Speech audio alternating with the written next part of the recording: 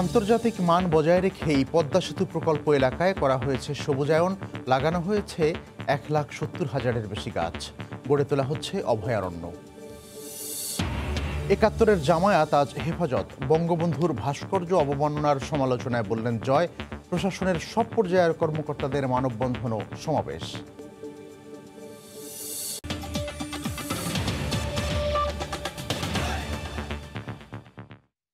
ভোরের সময়ে সঙ্গে আছি আমি মিজানুর রহমান কবির। অবকাঠামোগত উন্নয়নের পাশাপাশি পরিবেশ রক্ষায়ও কাজ করছে পদ্মা সেতু কর্তৃপক্ষ। প্রকল্প এলাকাকে সবুজায়ন করার স্বীকৃতি স্বরূপ এরই মধ্যে 2 বার প্রধানমন্ত্রীর পরিবেশ পদক পেয়েছে তারা। পরিবেশের আন্তর্জাতিক মান বজায় রাখার বিষয়টিকে গুরুত্ব দেওয়া হচ্ছে জানিয়ে প্রকল্প পরিচালক জানালেন, এই এলাকায় একটি অভয়ারণ্য তৈরির বিষয়ে গেজেট পাশ হয়েছে। সাইফুল ইসলামের ছবিতে বিস্তারিত জানাচ্ছেন এহসান জুয়েল।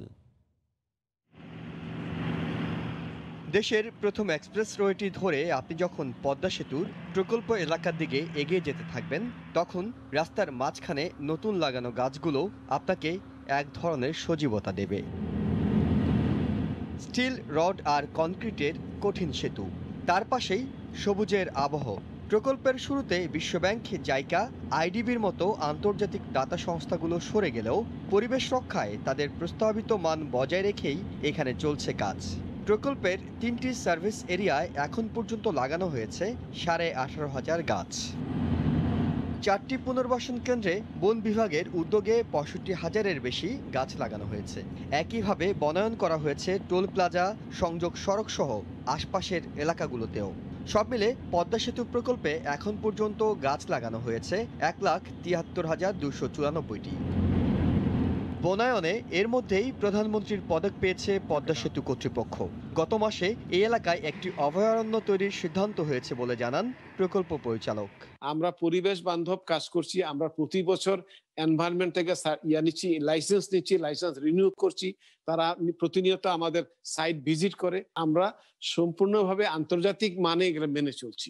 আমরা ইতিমধ্যে আমাদের গ্যাজেট হয়েছে স্যাংচুয়ারির জন্য। আমরা একটা অভয়ারণ্য করতেছি, সেখানে আমাদের একটা কনসালটেন্ট কাজ করতেছে। প্রকল্পের কারণে পরিবেশগত কোনো বিপর্যয় যাতে না হয় সে বিষয়ে আন্তর্জাতিক মান বজায় রাখা হচ্ছে। বিশ্বের বড় বড় মেগা প্রকল্পগুলোর মাথা ব্যথার কারণ হয়ে দাঁড়ায় পরিবেশগত মান বজায় রাখা। তবে শুরু থেকে কর্মপরিকল্পনা গ্রহণ করায় পরিবেশ বান্ধব হয়ে এগুচ্ছে পদ্মা সেতুর কাজ। বাড়তি পাওনা হিসেবে থাকছে বিশেষ বনাঞ্চল তৈরির পরিকল্পনা। এহসান জুয়েল, সময় সংবাদ, মাওয়া, মুন্সিগঞ্জ। কুষ্টিয়ায় বঙ্গবন্ধু শেখ মুজিবুর রহমানের ভাস্কর্য ভাঙচুর মামলায় গ্রেপ্তার মাদ্রাসার 2 শিক্ষক ঘটনার সঙ্গে জড়িত থাকার কথা স্বীকার করে জবানবন্দি দিয়েছেন। জেলার সিনিয়র জুডিশিয়াল ম্যাজিস্ট্রেট আদালতে তাদের জবানবন্দি রেকর্ড করা হয়। কুষ্টিয়ায় জাতির জনক বঙ্গবন্ধু শেখ মুজিবুর রহমানের ভাস্কর্য ভাঙচুর মামলায় গ্রেপ্তার মাদ্রাসা শিক্ষক আল আমিন ও ইউসুফকে শনিবার বিকেলে হাজির করা হয় জেলার সিনিয়র জুডিশিয়াল ম্যাজিস্ট্রেট আদালতে। এরপর তারা ভাঙচুরের ঘটনায় জড়িত থাকার কথা স্বীকার করে বিচারক দেলোয়ার হোসেনের এজলাসে জবানবন্দি দেন। পুলিশ বলছে, ভাস্কর্য ভাঙচুরের ব্যাপারে জানার পরও তারা অভিযুক্ত 2 ছাত্রকে আইনের হাতে তুলে দেওয়ার পরিবর্তে তাদেরকে পালাতে সহায়তা করেন, কিন্তু বিষয়টি তারা এতদিন অস্বীকার করে আসছিলেন। আদালতের মাধ্যমে রিমান্ডে নেওয়ার পর তারা ঘটনার সত্যতা স্বীকার করল। এদিকে 34,35,000 টাকা ব্যয়ে বঙ্গবন্ধুর দ্বিতীয় ভাস্কর্যের নিচের অংশের কাজ শুরু করেছে কুষ্টিয়া পৌরসভা। শনিবার সকালে ভাস্কররা রড দিয়ে ডাইস বসানোর কাজ করেন। এটা প্রত্যাবর্তনে বঙ্গবন্ধুর দেশে ফেরা সেই বিজয়ের লগ্নর ছবি এটা। এরপরে 6 দফার আর একটা বঙ্গবন্ধু, সেটা হলেই শেষ হয়ে যাবে। রাত দিন পরিশ্রম করছি লোকবল বাড়াই, যাতে যত দ্রুত পারা যায় 16 ডিসেম্বরের আমরা যাতে এই কাজটা শেষ করতে পারি। গত 5 ডিসেম্বর মধ্যরাতে কুষ্টিয়া শহরের 5 রাস্তার মোড়ে বঙ্গবন্ধুর নির্মাণাধীন ভাস্কর্য ভাঙচুর করা হয়। এই ঘটনায় কুষ্টিয়া পৌরসভার সচিব কামাল উদ্দিন বাদী হয়ে মামলা করেন। পরে সিসিটিভির ফুটেজ দেখে মাদ্রাসার 2 শিক্ষার্থী ও 2 শিক্ষককে শনাক্ত করে 7 ডিসেম্বর তাদের গ্রেপ্তার করা হয়। সময় সংবাদ, কুষ্টিয়া। একটি গোষ্ঠী বাংলাদেশকে আফগানিস্তান বানাতে চায় মন্তব্য করে প্রধানমন্ত্রীর তথ্য যোগাযোগ প্রযুক্তি বিষয়ক উপদেষ্টা সজীব ওয়াজেদ জয় বলেছেন, ৭১-এ জামায়াতের মতো ভূমিকায় নেমেছে হেফাজত। চতুর্থ ডিজিটাল বাংলাদেশ উপলক্ষে ডিজিটাল বাংলাদেশের এগিয়ে যাওয়ার 12 বছর শীর্ষক ওয়েবিনারে প্রধান অতিথি হিসেবে তিনি একথা বলেন। জাতির জনকের ভাস্কর্য ভেঙেছে, তারা স্বাধীনতার চেতনার উপরই হামলা করছে উল্লেখ করে তিনি আরো বলেন, রাজাকারের মতো তাদেরও বিচার হবে এবং মৌলবাদী শক্তিকে দেশ থেকে মুছে ফেলা হবে। ডিজিটালের ক্ষেত্রে কোনো দিকে পিছিয়ে নাই। যখন এই মহামারী আরম্ভ হয় 2 মাসের উপর আমাদের দেশকে আমাদের বন্ধ করে দিতে হয়, তবে আমাদের সরকার কিন্তু থামে নাই। তখন আমরা সম্পূর্ণ নথিতে চলে যাই, ভিডিও কনফারেন্সিং এ চলে যাই। এই যে ডিজিটাল সিস্টেম আমরা করেছি তাতে আমাদের দেশ চলতে থাকে, কোনো বাধা পড়ে না। এক শ্রেণী আছে আমাদের দেশে হুমকি দিচ্ছে বাংলাদেশকে তারা আফগানিস্তান বানিয়ে জাতির জনকের মূর্তির উপর হামলা করাটা কি? এটা হচ্ছে আমাদের স্বাধীনতার চেতনার উপর হামলা। আমাদের স্বাধীনতার চেতনার উপর হামলা কারা করেছে? যারা বাংলাদেশের বিরুদ্ধে ছিল জামাত, আর এখন হেফাজত তো সেই নতুন রাজাকার হয়ে দাঁড়াচ্ছে। বাংলাদেশের বিরুদ্ধে যারা কথা বলবে, বাংলাদেশের স্বাধীনতার বিরুদ্ধে যারা কথা বলবে, তাদেরকে বাংলাদেশ থেকে মুছে ফেলা হবে। জাতির জনকের ভাস্কর্য অবমাননার ইস্যুতে এবার এক প্ল্যাটফর্মে প্রতিবাদ জানালেন প্রজাতন্ত্রের কর্মকর্তা কর্মচারীরা। গতকাল রাজধানীর বঙ্গবন্ধু আন্তর্জাতিক সম্মেলন কেন্দ্রে সরকারি কর্মকর্তারা জানান, বঙ্গবন্ধুর প্রতি অবমাননা রাষ্ট্রবিরোধী কার্যক্রম। ধর্মকে পুঁজি করে অস্থিতিশীল পরিস্থিতি সৃষ্টির অপচেষ্টাকারীদের প্রচলিত আইন অনুযায়ী ব্যবস্থা নিতে কর্মকর্তারা পিছপা হবেন না বলেও হুঁশিয়ারি দেন নীতি নির্ধারণী কর্মকর্তারা। জাতির পিতার ভাস্কর্য অবমাননার ইস্যুতে যখন পুরো দেশ ফুঁসে উঠেছে, সেই প্রতিবাদে সামিল হলেন প্রজাতন্ত্রের পদস্থ কর্মকর্তারা। শনিবার সকালে রাজধানীর বঙ্গবন্ধু আন্তর্জাতিক সম্মেলন কেন্দ্রে সরকারি কর্মকর্তা ফোরামের আয়োজনে বঙ্গবন্ধুকে ধর্মের সঙ্গে মিলিয়ে অপব্যাখ্যা করে সম্মানহানির প্রতিবাদ জানান বিসিএস এর সব ক্যাডারের কর্মকর্তারা। সম্মেলন কেন্দ্রের ভেতরে আয়োজিত সমাবেশে কর্মকর্তারা বলেন, জাতির পিতার প্রতি আঘাত দেশের অস্তিত্বের উপর আঘাত। বঙ্গবন্ধুর উপরে কোনরূপ আঘাত, কোনরূপ অপমান আমরা মেনে নেব না, আমরা সহ্য করব না। একটি বাঙালি থাকতেও আমরা এই অপমান সহ্য করব না। সব সূচকেই দেশ যখন এগিয়ে যাচ্ছে, তখন অস্থিতিশীল পরিস্থিতি সৃষ্টি করতে চাওয়া ষড়যন্ত্রকারীদের সাবধান করেন সরকারি কর্মকর্তারা। তারা বলেন, আইন ও সংবিধান মেনে সব অপকর্মের সমুচিত জবাব হবে। পেশাদারদের প্রতি আমাদের তীব্র ঘৃণা। রাষ্ট্রের বিরুদ্ধাচরণ করার দুঃসাহস দেখাবেন না। রাষ্ট্রের বিরুদ্ধাচরণ মানে হচ্ছে 18 কোটি মানুষের বিরুদ্ধাচরণ। ভবিষ্যৎ প্রজন্মের কাছে জাতির পিতার সর্বব্যাপিতা রুখে দিতে পরিকল্পিতভাবেই এই হীন কর্মকাণ্ড ঘটানো হচ্ছে বলেও ক্ষোভ প্রকাশ করেন সরকারের নীতি নির্ধারণী কর্মকর্তারা। 10 জানুয়ারি বঙ্গবন্ধু যখন দেশে পদার্পণ করেছিলেন, এয়ারপোর্ট থেকে উনি সোহরাওয়ার্দী উদ্যানে গিয়েছিলেন। সভা শেষে উনি আল্লাহর কাছে মোনাজাত নিজে পরিচালনা করেছিলেন। সেই রকম একটি লোক, সেরকম একটি ব্যক্তিকে ধর্মের মুখোমুখি দাঁড় করিয়ে দেওয়া, এর ধর্মীয়ভাবে অপমান করার আর কোনো নজির আছে বলে আমার বিশ্বাস হয় না। দেশের সর্বত্রই জাতির পিতার অবমাননাকারীদের আইনিভাবে প্রতিহতের আহ্বানও জানান রাষ্ট্রের জ্যেষ্ঠ কর্মকর্তারা। ভারতে বলে জয় হিন্দ, আমরা কেন জয় বাংলা বলতে পারি না? রোজিনা রোজি, সময় সংবাদ, ঢাকা। জলবায়ু পরিবর্তনের ভয়ঙ্কর পরিস্থিতি থেকে রেহাই পেতে উন্নত বিশ্বকে আর্থিক সহায়তা ও প্রতিশ্রুতি বাস্তবায়নের তাগিদ দিয়েছেন প্রধানমন্ত্রী শেখ হাসিনা। গতকাল সন্ধ্যায় ক্লাইমেট অ্যাম্বিশন সামিটের ভার্চুয়াল বৈঠকে তিনি এই আহ্বান জানান। তিনি বলেছেন, জলবায়ু পরিবর্তনের কারণে প্রতি বছর $3 বিলিয়ন ব্যয় করতে হচ্ছে শুধুমাত্র অভিযোজন সক্ষমতা অর্জনের লক্ষ্যে। The reality is that the climate change is neither going to take a break nor it will spare us from its adverse impact for our inaction. Despite many constraints, Bangladesh has emerged as a global leader on adaptation measures. In this regard, I would like to remind everyone that there is a limit to adaptation. Every year, we are spending $2 billion for climate change sensitive projects and $3 billion for adaptation measures. এদিকে জাতিসংঘের সদস্য রাষ্ট্রগুলোকে জলবায়ু জরুরি অবস্থা জারির আহ্বান জানিয়েছেন সংস্থাটির মহাসচিব অ্যান্তনিও গুতেরেস। শনিবার ক্লাইমেট অ্যাম্বিশন শীর্ষক ভার্চুয়াল সম্মেলনের উদ্বোধনী অনুষ্ঠানে তিনি আহ্বান জানান। এতে অংশ নিয়ে ব্রিটিশ প্রধানমন্ত্রী বরিস জনসন বলেন, জলবায়ু পরিবর্তন রুখতে না পারলে তা ভবিষ্যতে করোনা মহামারীর চেয়েও ভয়াবহতা ডেকে আনবে। যুক্তরাজ্য, চীন ও ফ্রান্স সহ ৭০ দেশের রাষ্ট্রপ্রধান জলবায়ু পরিবর্তন মোকাবিলায় নেওয়া নানা পদক্ষেপের কথা তুলে ধরেন। শিল্প কারখানার ধোঁয়া বাড়াচ্ছে কার্বন নিঃসরণের মাত্রা, গলছে হিমবাহ, নানা দেশে বাড়ছে বন্যা, ডুবে যাচ্ছে নিম্নাঞ্চল, দাবানলে পুছে বনাঞ্চল। আর এসবই হচ্ছে জলবায়ু পরিবর্তনের প্রভাবে।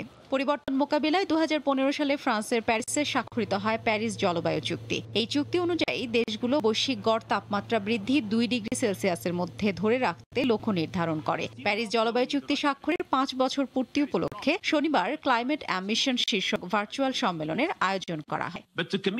এর উদ্বোধনী বক্তব্যে জাতিসংঘ মহাসচিব অ্যান্তনিও গুতেরেস জাতিসংঘের সদস্য রাষ্ট্রগুলোকে জলবায়ু জরুরি অবস্থা জারির আহ্বান জানান। জাতিসংঘ বলছে, এ শতকে বৈশ্বিক গড় তাপমাত্রা বৃদ্ধি 1.5 ডিগ্রি সেলসিয়াসের মধ্যে ধরে রাখতে হলে 2030 সালের মধ্যে বার্ষিক কার্বন নিঃসরণের হার 7.6% কমাতে হবে। তবে এই লক্ষ্য অর্জনে পর্যন্ত অগ্রগতি খুব কমই হয়েছে জানিয়ে জাতিসংঘ মহাসচিব বলেন, চুক্তির লক্ষ্য অনুযায়ী এগোতে না পারলে ভবিষ্যৎ প্রজন্মকে একটি ভঙ্গুর গ্রহে রেখে যেতে হবে। প্রতিশ্রুতি অনুযায়ী কাজ না করলে চলতি শতকে গড় তাপমাত্রা বৃদ্ধি 3 ডিগ্রি সেলসিয়াসের বেশি হবে, যার পরিণতি হবে ভয়াবহ। বায়ুমণ্ডলে কার্বন জমা পড়ার হার শূন্যে নামিয়ে আনার লক্ষ্য অর্জিত না হওয়া পর্যন্ত এই জরুরি অবস্থা অব্যাহত রাখতে হবে। এতে যোগ দিয়ে ব্রিটিশ প্রধানমন্ত্রী বরিস জনসন বলেন, জলবায়ু পরিবর্তন মোকাবিলা করা না গেলে তা করোনা মহামারীর চেয়ে আরো বেশি ভয়াবহতা ডেকে আনবে। জার্মান চ্যান্সেলর অ্যাঙ্গেলা মার্কেলও সবাইকে আহ্বান জানান জলবায়ু পরিবর্তন রোধে ভূমিকা রাখার জন্য। চীনা প্রেসিডেন্ট শি জিনপিং বলেন, সবাই মিলে চেষ্টা করলে সফল হওয়া সম্ভব, এতে সবাই লাভবান হবে। কানাডার প্রধানমন্ত্রী জাস্টিন ট্রুডো এই সময় কার্বন নিঃসরণের মাত্রা কমাতে নেয়া নিজের নানা পদক্ষেপের কথা তুলে ধরেন। ভারতের প্রধানমন্ত্রী নরেন্দ্র মোদী বলেন, প্যারিস জলবায়ু চুক্তির লক্ষ্যমাত্রা পূরণে ব্যাপক সফলতা অর্জন করেছে তার দেশ। আর ভুটানের প্রধানমন্ত্রী দাবি করেছেন, তার দেশ প্যারিস চুক্তির লক্ষ্যমাত্রা ইতোমধ্যে পূরণ করে ফেলেছে। এছাড়াও এতে যোগ দেন ইতালি, জাপান, দক্ষিণ কোরিয়া, বাংলাদেশ সহ 70 দেশের রাষ্ট্রপ্রধান। এদিকে প্যারিস জলবায়ু চুক্তিতে আবারও যোগ দেওয়ার অঙ্গীকার করার জন্য ফরাসি প্রেসিডেন্ট ইমানুয়েল ম্যাক্রো যুক্তরাষ্ট্রের নবনির্বাচিত প্রেসিডেন্ট জো বাইডেনকে স্বাগত জানান। প্রেসিডেন্ট ট্রাম্প এ চুক্তি থেকে সরে এসেছিলেন। হাফসাতুন্নেসা, সময় সংবাদ। কয়েকদিন ধরে শীত বাড়ার সঙ্গে সঙ্গে ঠান্ডাজনিত নানা রোগে আক্রান্তের সংখ্যা বাড়ছে। হাসপাতালগুলোতে আগে যেখানে প্রতিদিন 100 থেকে 150 রোগী আসতেন, সেখানে এখন আসছেন 350 বেশি। সবচেয়ে বেশি ঝুঁকিতে আছেন বৃদ্ধ ও শিশুরা। ঢাকা শিশু হাসপাতালের বহির্বিভাগে রোগীর চাপে চিকিৎসা সেবা দিতে হিমশিম খাচ্ছেন হাসপাতাল কর্তৃপক্ষ। 11 দিন ভর্তি থাকার পর এখন বড় বাচ্চারা যে অক্সিজেন স্যাচুরেশনটা ফল করতেছে, কখন বাড়তেছে কখনো কমতেছে, এরকম আর কি।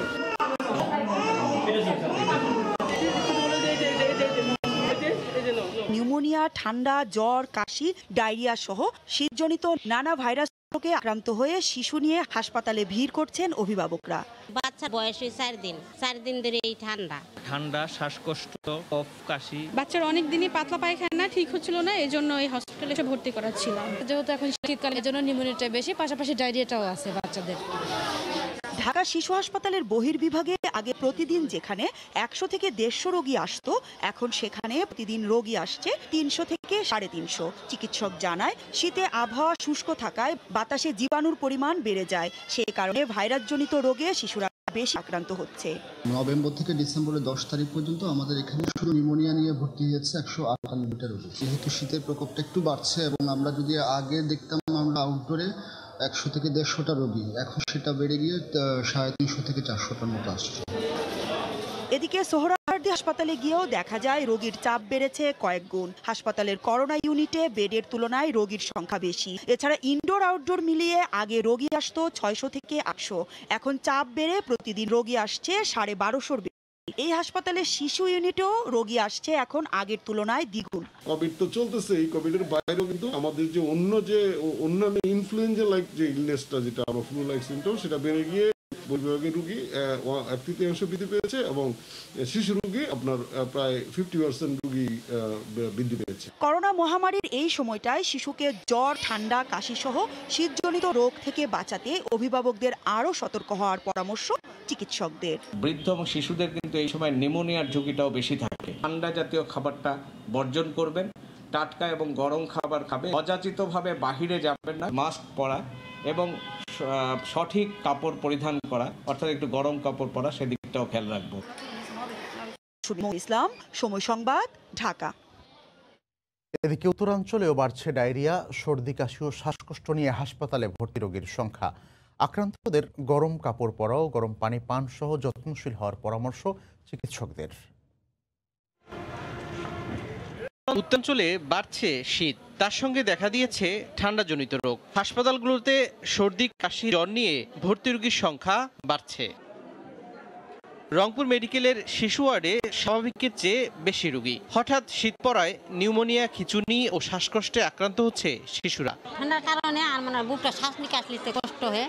কালকে প্রচুর জ্বর আসছিল, প্রচন্ড জ্বর আসছিল, তারপর আমরা বুঝতে পারিনি, কিন্তু এখানে সাথে সাথে নিয়ে আসছি। এনারা বলছেন যে এটা খিঁচুনি রোগ। বাচ্চা দুধ খেতেও পারে না, শ্বাসকষ্ট নিকাশও নেয় না, বাচ্চা চোখ খুলেও না, তারপর এখানে নিয়ে আসছি।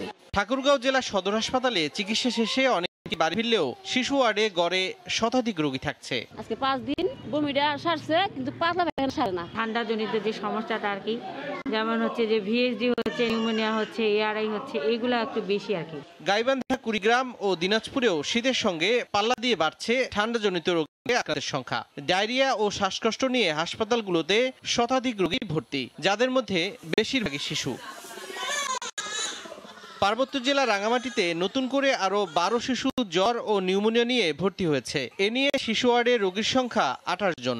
শীতের সময় শিশু ও বয়স্কদের গরম পানি পান, গরম কাপড় পরা ও শুকনো জায়গায় রাখার পরামর্শ চিকিৎসকদের। ম্যাক্সিমাম আপনার নিউমোনিয়া, ব্রঙ্কিওলাইটিসের পেশেন্ট আর হচ্ছে, সুতরাং বাবা মাদের প্রতি হচ্ছে অনুরোধ রইল যাতে হচ্ছে তারা হচ্ছে বাচ্চাদের একটু ঠান্ডা এসব থেকে একটু যাতে হচ্ছে টেক কেয়ার করে বেশি। শীতের প্রকোপ, কুয়াশা আর কনকনে ঠান্ডায় নওগাঁয় আলু ক্ষেত, বোরো বীজতলা নষ্ট হয়ে যাচ্ছে।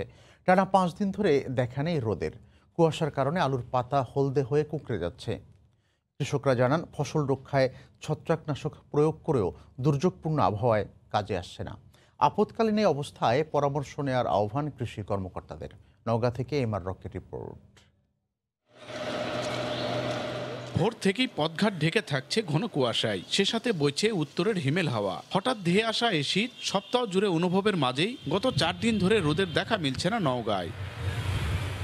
টানা কদিনের ঘন কুয়াশায় আলুর পাতা কুঁকড়ে মরে যাচ্ছে। এছাড়া তীব্র ঠান্ডায় বাড়ন্ত আলু গাছে দেখা দিয়েছে লেদা পোকার আক্রমণ। ক্ষতিকর এ পোকা গাছের গোড়া কেটে দিচ্ছে। কৃষক ক্ষতিকর ছত্রাক নির্মূলে আলু খেতে সার ছিটানো সহ বিভিন্ন কোম্পানির বালাইনাশক প্রয়োগ করছেন, তবে তা কাজে আসছে না। বর্তমানে লেদা পোকায় অত্যাধিক গাছ কাটিচ্ছে, গাছ মরে যাচ্ছে বা অতি পোকা জন্মাল আছে। সমস্যায় কুয়াশার জন্য আলুর ফলন হয়তো আমরা পাবো না। আলু ছাড়াও দুর্যোগপূর্ণ এই আবহাওয়ার কারণে বোরো আবাদের জন্য রোপণ করা বীজতলা নষ্ট হয়ে যাচ্ছে। বীজ নতুন করে আবার ফেলাচ্ছি, তারপরেও মনে করেন যে ওই কুয়াশার কারণে মরে যাচ্ছে, লাল হয়ে যাচ্ছে। 1 বিঘা জমি লাগানোর জন্য যে 8 মণ বীজ ফেলছি, বীজটা নষ্ট হয়ে গেছে।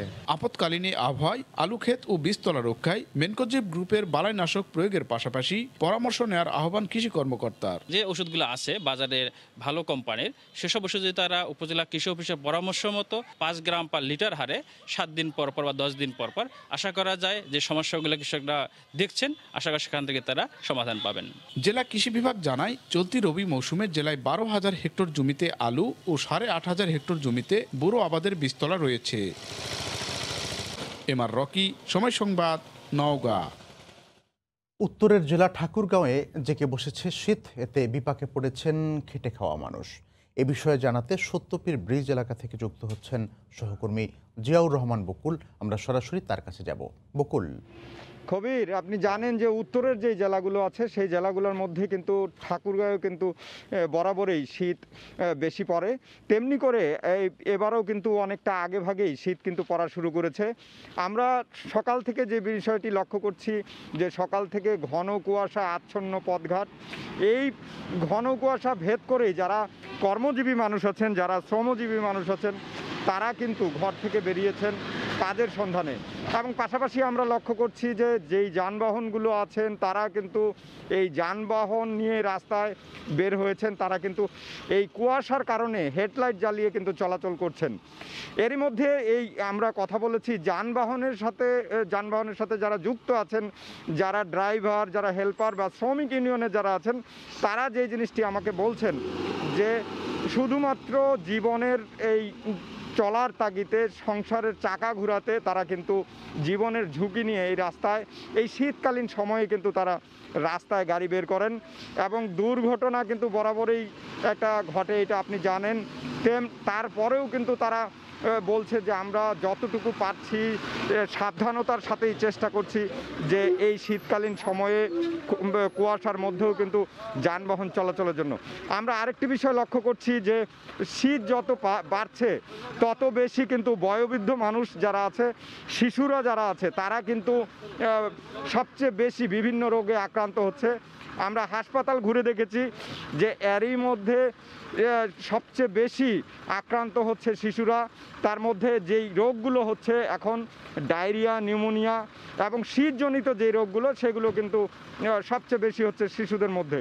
তো স্বজনরা তারা কিন্তু প্রতিনিয়ত হাসপাতালমুখী হচ্ছেন এবং ক্লিনিকগুলো যে আছে এই ক্লিনিকগুলোতে আসছেন চিকিৎসা নেওয়ার জন্য।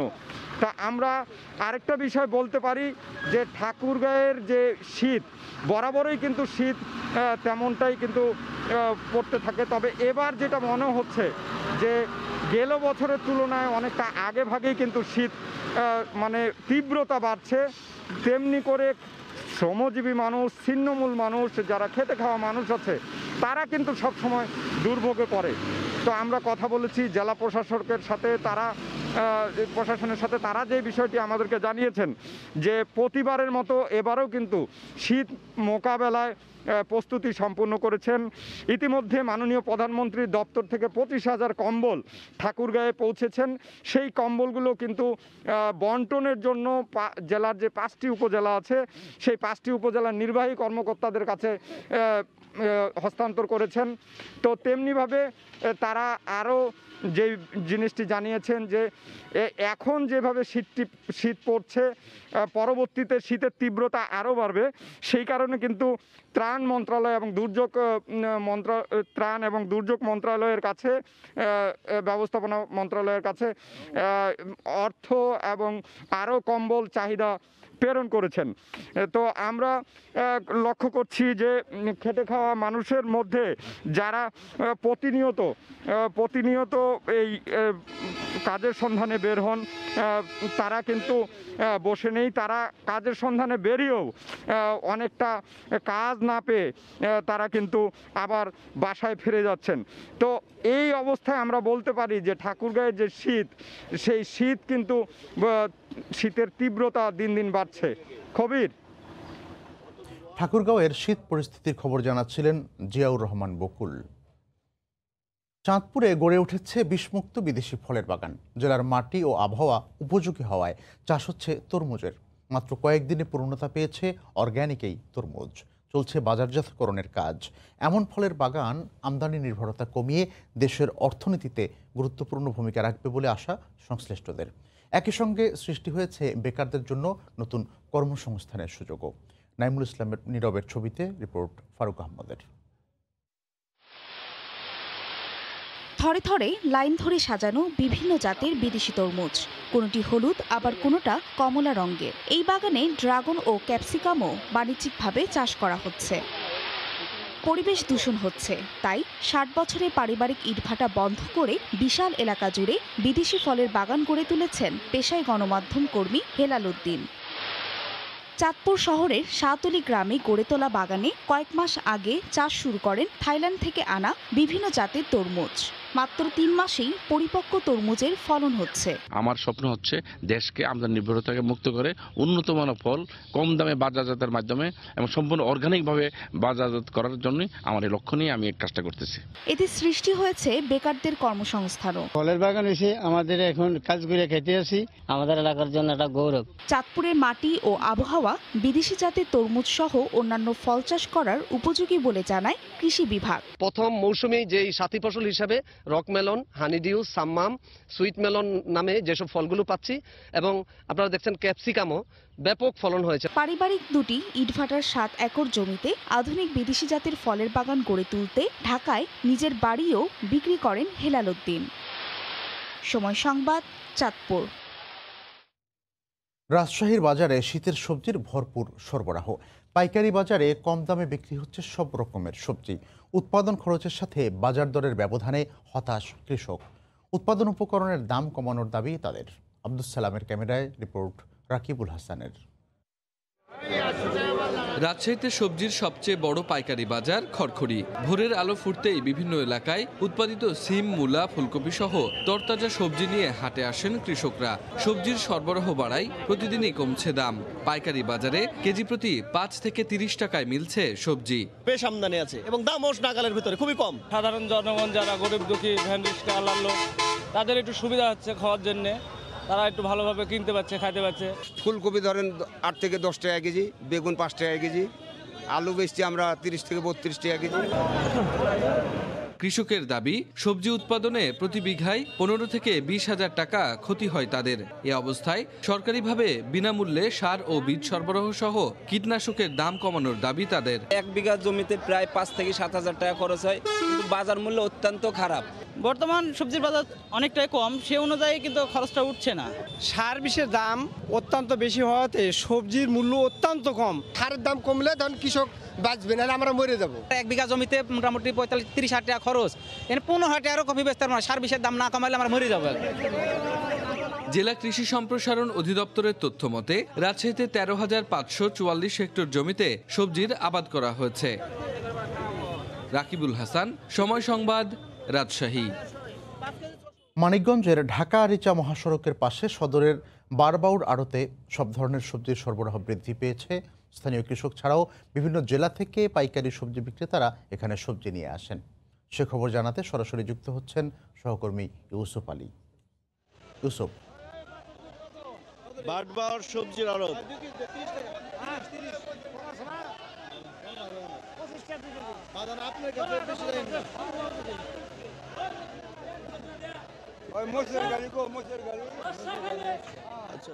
যারা ঢাকার আশপাশে পাইকার রয়েছে তারা কিন্তু আসলে এখন বেঁচে কিনা যে আসলে বৃহৎ সবজির আড়তে রয়েছে ঢাকা আরিচা মহাসড়কের মানিকগঞ্জের ভাটবাউট এই এলাকাতে। তো সেই আসলে ভোর থেকে কিন্তু আসলে পাইকার এবং কৃষকদের আসলে বেঁচে কিনা আসলে জমে উঠেছে এই মুহূর্তে। আসলে সেই ক্ষেত্রে কিন্তু মানিকগঞ্জ জেলার যে পাইকার রয়েছে এবং যারা ঢাকার আশপাশের যে পাইকার রয়েছে তারা কিন্তু এখান থেকে আসলে এখন বেচা কিনা করছে। সেই ক্ষেত্রে কিন্তু আসলে প্রত্যেকটা যে সবজি ক্রমাগত কিন্তু আসলে কমার দিকে রয়েছে। তবে সেই ক্ষেত্রে আজকে এই মুহূর্তে যে আসলে বাজারটি রয়েছে সবজির, সেই বাজারের যে আজকের দরটি যে রয়েছে সেই দরের কথা যদি একটু আপনাকে বলি, তো এই মুহূর্তে যে সবজির দরটি রয়েছে ফুলকপি আসলে বিক্রি হচ্ছে 10 থেকে 12 টাকা কেজি, করলা বিক্রি হচ্ছে 11 থেকে 13 টাকা কেজি, মরিচ বিক্রি হচ্ছে 85 থেকে 90 টাকা কেজি, আলু নতুন যে আলু রয়েছে নতুন আলু বিক্রি হচ্ছে 40 টাকা কেজি, পুরান আলু বিক্রি হচ্ছে 38 টাকা কেজি, শসা বিক্রি হচ্ছে 25 টাকা কেজি, আসলে শিম বিক্রি হচ্ছে 10 থেকে 12 টাকা কেজি, বেগুন বিক্রি হচ্ছে 8 থেকে 10 টাকা কেজি, আসলে পাতাকপি বিক্রি হচ্ছে 12 থেকে 14 টাকা কেজি, ধনিয়ার পাতা বিক্রি হচ্ছে 10 টাকা কেজি, পেঁয়াজ বিক্রি হচ্ছে 55 টাকা কেজি, রসুন বিক্রি হচ্ছে 90 টাকা কেজি, বরবটি বিক্রি হচ্ছে আসলে 15 টাকা কেজি, মূলা বিক্রি হচ্ছে মাত্র 5 টাকা কেজি। আসলে ক্রমাগত কিন্তু আসলে এই সবজির দাম আসলে কমছে। অন্যদিকে কিন্তু আসলে কয়েক দফা বন্যায় কিন্তু কৃষকরা বলছে কয়েক দফার বন্যায় কিন্তু আসলে তাদের ক্ষতি হয়েছিল। তারপরে কিন্তু সবজি আসলে সরবরাহটা বেশি এবং কি ভালো ফসল হওয়াতে কিন্তু এখন দামটা কমে গিয়েছে। তবে যারা সাধারণ ক্রেতা রয়েছে তাদের সাথে আমি কথা বলেছি, সাধারণ ক্রেতারা বলছে আসলে সেক্ষেত্রে কিন্তু তারা আসলে অনেকটা এখন এই বাজারটা নিয়ন্ত্রণে আসাতে তারা কিন্তু স্বস্তির আশ্বাস করছে। তবে আজকে আসলে কুয়াশা রয়েছে, কুয়াশার ভিতরেই কিন্তু আসলে জমে উঠেছে এই আড়তটি।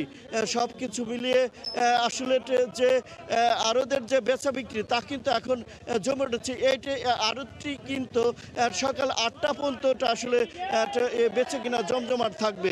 যদি আমি এই আড়তে আসলে বিষমুক্ত ফরমালিন মুক্ত যে সবজিগুলো সেই সবজিগুলো আসলে কৃষক বেশি নিয়ে আসাতে কিন্তু ঢাকা শহর ঢাকার আশপাশের যে পাইকার রয়েছে তাদের কিন্তু কদর রয়েছে। যদি আমি একজন আসলে আড়তদার আসলে সবজি আসে এবং জেলা যে মানিকগঞ্জ আসলে মানিকগঞ্জ জেলার 3টি উপজেলা রয়েছে, মানিকগঞ্জ সদর, সাটুরিয়া এবং কি অবস্থা যদি একটু বলতেন। আসলে এখানে মানিকগঞ্জ জেলা আশপাশে যত তাজা সবজি ফ্রেশ সবজি আসে কৃষকরা সব এখানে সরবরাহ করে। যে বাজারগুলো রয়েছে ঢাকার চাহিদা কিন্তু পূরণ করে। কথায় আছে যে ঢাকার খুব তবে আড়তদাররা বলছে এই যে আড়তে কিন্তু আসলে প্রতিদিন প্রায় কোটি টাকার আসলে সবজি বেঁচে কেনা হয়। এই ছিল আমার কাছে কবির মানিকগঞ্জের এই যে বৃহৎ সবজির আড়ত থেকে সর্বশেষ অবস্থা। মানিকগঞ্জের সবজি বাজারের পরিস্থিতি জানাচ্ছিলেন ইউসুফ আলী। আধুনিকায়ন ও আখের জাত উন্নয়ন না হওয়ায় বন্ধের মুখে রংপুরের একমাত্র ভারী শিল্প শ্যামপুর সুগার মিল। অপব্যয়, অপচয় আর ভুল নীতির কারণে প্রায় 1000 কোটি টাকার ঋণ ও লোকসানে পড়েছে এই প্রতিষ্ঠানটি। নতুন দামি গাড়ি কেনা আর বন্ধ মিলে 7 কোটি টাকা ব্যয়ে ওয়াটার ট্রিটমেন্ট প্ল্যান্ট স্থাপনকে অপব্যয় বলে মনে করছেন সংশ্লিষ্টরা। রিপোর্ট রতন সরকারের, ছবি তুলেছেন শাকিল মাহমুদ। চিনি উৎপাদনের সঙ্গে জড়িত শ্রমিকদের দাবি, আখের দাম ও মজুরি সহ আনুষঙ্গিক ব্যয় ধরে 1 কেজি চিনি তৈরিতে খরচ 80 টাকার বেশি নয়। কিন্তু মিলের বিগত দিনের ঋণের সুদ, পরিচালন ব্যয় সহ 55 বছরের দায় দেনা হিসাব করে উৎপাদন ব্যয় 200 টাকার বেশি দেখানোকে যুক্তিযুক্ত মনে করেন না তারা। মিলের আধুনিকায়ন না হওয়া ও আখের জাত উন্নয়ন না হওয়াকেও এই পরিস্থিতির জন্য দুষছেন সংশ্লিষ্টরা। উৎপাদন যদি সঠিকভাবে হিসাব করা হয় এই হিসাবটা আপনার 70 থেকে 80 টাকার মধ্যে থাকবে। কোনো পরিকল্পনা সরকার নিল না যে এগুলোকে চিনি বাদে আরো কোনো সিস্টার প্রজেক্ট দিয়ে এগুলোকে ডেভেলপ করা যায় কিনা। চিনিকলের মেকানিক্যাল শাখার ইনচার্জ রশিদুল ইসলাম জানান, কিছুদিন আগে মূল মেশিনের একটি অংশ অকেজো হলে তা নিজেরাই মেরামতের উদ্যোগ নেন। সব মিলিয়ে এর প্রকৃত মেরামত ব্যয় 15,000 টাকা, কিন্তু পরে ঢাকা থেকে মেরামত করিয়ে খরচ দেখানো হয়েছে 80 লাখ টাকা। এই 10-15 হাজার টাকার কাজ যদি 80 লক্ষ টাকা দেখানো হয় এবং আমাদের চিফ ডাইরেক্টরদের অর্ডার যে এটাই করা লাগবে, তাহলে আমাদের এই মিল কিভাবে লাভজনক হতে পারে? মাসের পর মাস শ্রমিকদের বেতন বন্ধ থাকলেও কর্মকর্তাদের নতুন গাড়ি কেনা আর বন্ধ মিলে 7 কোটি টাকা ব্যয়ে ওয়াটার ট্রিটমেন্ট প্ল্যান্ট স্থাপনকে অপব্যয় মনে করেন সংশ্লিষ্টরা। মিল বন্ধের সিদ্ধান্ত হওয়ার পরেও এখানে কিন্তু ইটিপি প্রজেক্টের কাজ চলছে, প্রায় 7-8 কোটি টাকা, লক্ষ লক্ষ টাকা ব্যয় হচ্ছে। সেই ধরনের কোনো দুর্নীতিবাজদের ধরার কোনো মনে করেন সরকারের কোনো পদক্ষেপ নেই। উত্থাপিত অভিযোগগুলো নিয়ে মন্তব্য করতে রাজি হননি ব্যবস্থাপনা পরিচালক, তবে জানালেন লোকসান কমাতেই চলতি মৌসুমে আখ মারাই বন্ধ রাখার সিদ্ধান্ত নেওয়া হয়েছে। এই মারাই মৌসুমে মারাই কার্যক্রম স্থগিত করা হয়েছে, এই নির্দেশনাটুকু আমাদের কাছে আছে। 1965 সালে প্রতিষ্ঠিত শ্যামপুর সুগার মিলের বর্তমানে লোকসানের পরিমাণ 444 কোটি টাকা, অপরিশোধিত ঋণ 407 কোটি টাকা আর অবিকৃত চিনি মজুদ আছে 573 মেট্রিক টন। রতন সরকার, সময় সংবাদ, রংপুর। বিশাল কর্মক্ষম জনশক্তির ফায়দা তুলতে পারছে না বাংলাদেশ। স্থানীয় শিল্পে ক্রমেই প্রকট হচ্ছে দক্ষতা সংকট। সমান্তরালে বিদেশি কর্মীর সংখ্যা বাড়তে থাকায় প্রচুর অর্থ চলে যাচ্ছে দেশের বাইরে। সরকারি বেসরকারি উদ্যোগে সীমিত আকারে পোশাক শ্রমিকদের দক্ষতা বাড়াতে কাজ শুরু হলেও অন্যান্য খাতে তা প্রায় নেই বললেই চলে। আর এর প্রভাবে রপ্তানির ঝুড়িতে পোশাকের বাইরে বাড়ছে না অন্য কোনো খাতের অংশগ্রহণ। রিপোর্ট জুবায়ের ফয়সালের। দেশের অর্থনীতির চলমান অগ্রযাত্রার অনেকটাই এসেছে বিশাল শ্রমশক্তির ওপর ভর করে, কিন্তু বিশ্বায়নের এ পর্যায়ে উত্তরাধুনিক বাজার ব্যবস্থায় গুরুত্ব বাড়ছে দক্ষতার, যেখানে যোজন যোজন পিছিয়ে আছে বাংলাদেশ। অনেক জায়গায় চাকরি লাগে গিয়েছি, কোনো জায়গায় আমাদের চাকরি হয় না, ছাড়িয়ে দিয়েছে। ট্রেনিং সেন্টারে কাজ করে বড় আপুরা প্রত্যেক মাসে ওরা 8,000 8,500 টাকা বেতন পাইছে।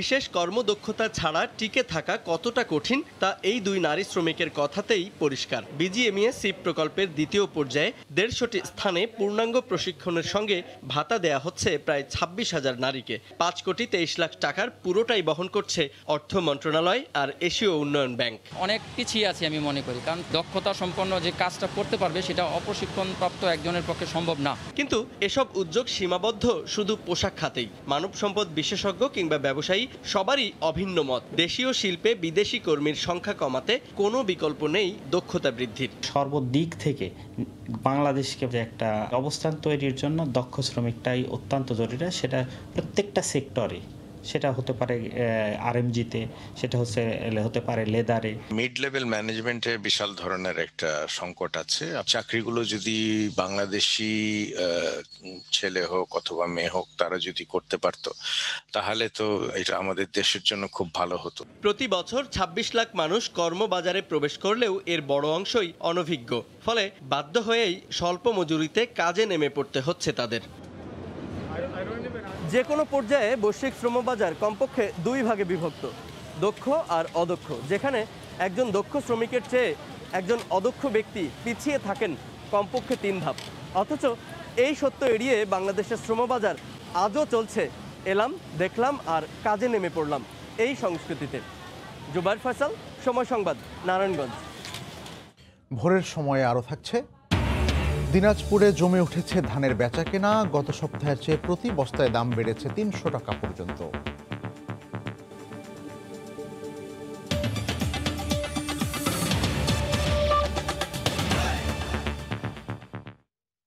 প্রধানমন্ত্রী শেখ হাসিনা যা বলেন তা করেন, শত বাধা মোকাবেলা করে পদ্মা সেতুর বাস্তবায়ন তারই জ্বলন্ত উদাহরণ বলে মন্তব্য করেছেন আওয়ামী লীগের সভাপতিমণ্ডলীর সদস্য বেগম মতিয়া চৌধুরী।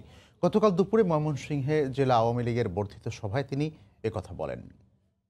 পদ্মা সেতু আজকে দৃশ্যমান এবং এটা বাস্তবতা, যে বাস্তবতাকে বাংলাদেশের অনেক মহল অস্বীকার শুধু করে নাই, এর বিরুদ্ধে ষড়যন্ত্র করেছে, বিদেশে গিয়ে লবি করেছে। আর সেদিন আমরা একটা কথাই বলেছিলাম যে বিশ্বব্যাংক আজকে যে অন্যায়ভাবে সিদ্ধান্ত নিচ্ছে, এই অন্যায় সিদ্ধান্তের আমরা তীব্র নিন্দা করি। চট্টগ্রামের কর্ণফুলী নদীর তলদেশে নির্মাণাধীন বঙ্গবন্ধু শেখ মুজিবুর রহমান টানেলের দ্বিতীয় টিউবের খনন কাজ শুরু হয়েছে। গতকাল সকালে ভিডিও কনফারেন্সের মাধ্যমে এর উদ্বোধন করেন সড়ক পরিবহন ও সেতুমন্ত্রী ওবায়দুল কাদের। অনুষ্ঠানে ভূমিমন্ত্রী সাইফুজ্জামান চৌধুরী জাভেদ, মন্ত্রী পরিষদ সচিব, সেতু বিভাগের সচিব সহ এই প্রকল্পের বিভিন্ন পর্যায়ের কর্মকর্তারা অংশ নেন। 10,400 কোটি টাকা ব্যয়ে নির্মিতব্য টানেলটির 61% কাজ শেষ হয়েছে বলেও জানান ওবায়দুল কাদের। সংশ্লিষ্টরা বলছেন, পুরো প্রকল্প শেষ হলে চীনের সাংহাইয়ের আদলে চট্টগ্রাম শহর 1 সিটি 2 ডাউন মডেলে গড়ে উঠবে। এতে ঢাকা, চট্টগ্রাম ও কক্সবাজারের মধ্যে যোগাযোগ ব্যবস্থা হবে আরও আধুনিক।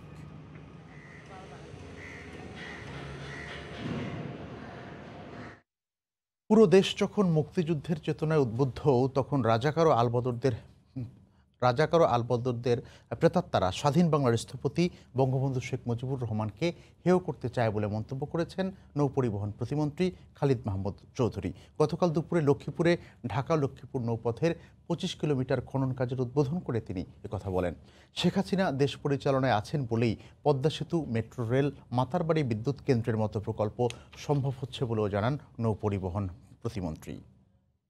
মুক্তিযুদ্ধের চেতনায় যখন সমগ্র বাংলাদেশ উদ্ভাসিত এবং এগিয়ে যাচ্ছে, ঠিক সেই সময় আমরা দেখতে পাচ্ছি আমাদের মহান নেতা জাতির পিতা বঙ্গবন্ধু শেখ মুজিবুর রহমানের প্রতি আক্রমণ করতে চায়। বঙ্গবন্ধু কোনো ব্যক্তি নয়, বঙ্গবন্ধু একটি আদর্শ, বঙ্গবন্ধু একটি প্রতিষ্ঠান। সেই প্রতিষ্ঠানের নাম হচ্ছে সার্বভৌমত্ব বাংলাদেশ। বঙ্গবন্ধুর ভাস্কর্য ভাঙার প্রতিবাদে চট্টগ্রাম সহ দেশের বিভিন্ন স্থানে বিভাগীয় জেলা পর্যায়ের সরকারি কর্মকর্তা কর্মচারীরা মানববন্ধন, মৌন মিছিল ও বিক্ষোভ সমাবেশ করেছেন। সমাবেশ থেকে অপতৎপরতা রুখতে প্রজাতন্ত্রের দক্ষ কর্মকর্তা কর্মচারীদের সচেষ্ট থাকারও আহ্বান জানানো হয়। জাতির পিতার সম্মান রাখবো মোরা অম্লান স্লোগানে চট্টগ্রাম নগরীর দামপাড়া থেকে শুরু হয় প্রতিবাদ কর্মসূচি। প্রথমে মানববন্ধন করেন বিচারক, পুলিশ প্রশাসনের শীর্ষ কর্মকর্তারা। এরপর মিছিল নিয়ে সমবেত হন শিল্পকলা একাডেমির মুক্ত মঞ্চে। বঙ্গবন্ধুর বীরগাথা শোনানোর পাশাপাশি ভাস্কর্য বিরোধীদের প্রতি ঘৃণা প্রকাশ করে একে একে বক্তব্য দেন বিচারক সহ সর্বস্তরের কর্মকর্তারা। ধর্মান্ধ এবং আমি বলবো কুপমন্ডু জ্ঞান সম্পন্ন কিছু মানুষ আমাদের ইসলাম ধর্মের সবচেয়ে বেশি ক্ষতি করে দিচ্ছে। এই দুষ্কৃতিকারীদেরকে বাংলাদেশের উন্নয়নের স্বার্থে আমাদেরকে রুখতে হবে। আমি আপনাদেরকে নির্দ্বিধায় বলতে পারি, বাংলাদেশ পুলিশের প্রতিটি দেশপ্রেমিক সদস্য পেশাদারিত্বের সাথে এটি মোকাবেলা করবে। একই প্রতিবাদে রাজশাহী নগরের জেলা শিল্পকলা একাডেমিতে বিভাগীয় প্রশাসনের আয়োজনে প্রতিবাদ সমাবেশের আয়োজন করা হয়। এ সময় বক্তারা বলেন, জাতির পিতার অবমাননা মানে বাঙালি জাতির অবমাননা। এই অপতৎপরতা রুখতে প্রজাতন্ত্রের সব দক্ষ কর্মকর্তা কর্মচারীদের সচেষ্ট থাকার আহ্বান জানান। যারা জাতির পিতার সম্মানকে কোনো ধরনের ক্ষুণ্ণ করবেন, তিনি যে কোনো ব্যক্তি হন, গোষ্ঠী হন, তারা সবাই মিসক্রিয়েন্ট। সিলেট নগরীর রিকাবি বাজারে কবি নজরুল অডিটোরিয়ামে প্রতিবাদ সমাবেশ করেন জেলা প্রশাসন, বিচার বিভাগ, পুলিশ বিভাগ সহ সরকারের বিভিন্ন দপ্তরের কর্মকর্তা কর্মচারীরা। এই সময় বঙ্গবন্ধুর সম্মান অক্ষুণ্ণ রাখতে ষড়যন্ত্রকারীদের রুখে দেওয়ার প্রত্যয় ব্যক্ত করেন তারা। এছাড়া ঝিনাইদহ, গাইবান্ধা, মুন্সিগঞ্জ, বাগেরহাট, সিরাজগঞ্জ, ঝালকাঠি সহ দেশের বিভিন্ন জেলায় প্রতিবাদ সমাবেশ করেছেন সরকারের বিভিন্ন দপ্তরের কর্মকর্তা কর্মচারীরা। সাদিয়া আফরিন, সময় সংবাদ। কুষ্টিয়ায় জাতির জনক বঙ্গবন্ধু শেখ মুজিবুর রহমানের ভাস্কর্য ভাঙার প্রতিবাদে গাজীপুরে মানববন্ধন করেছে বাংলাদেশ হেলথ অ্যাসিস্ট্যান্ট অ্যাসোসিয়েশন। গতকাল বিকেলে সিভিল সার্জন কার্যালয়ের সামনে থেকে একটি প্রতিবাদ মিছিল বের হয়। বিভিন্ন সড়ক প্রদক্ষিণ করে জেলা প্রশাসকের কার্যালয়ে গিয়ে এটি শেষ হয়। এ সময় বক্তারা মৌলবাদীদের প্রতিহত করার ঘোষণা দেন। একই সঙ্গে স্বাস্থ্য সহকারীদের সঠিক মর্যাদা দেওয়ারও দাবি জানান তারা।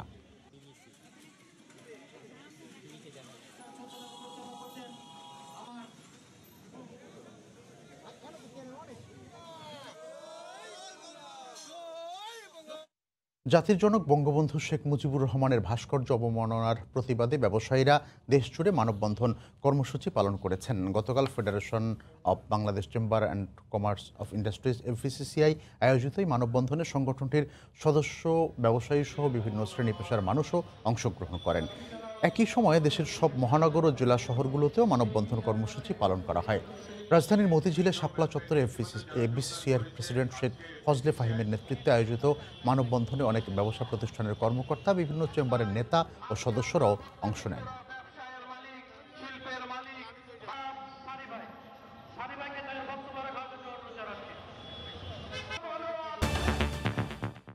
করোনায় স্বাস্থ্যবিধি মানাসহ 5টি শর্তে 2021 সালে সরকারি এবং বেসরকারি মাধ্যমিক বিদ্যালয়ে প্রথম থেকে নবম শ্রেণী পর্যন্ত লটারিতে ভর্তির নির্দেশনা দিয়েছে মাধ্যমিক ও উচ্চশিক্ষা অধিদপ্তর।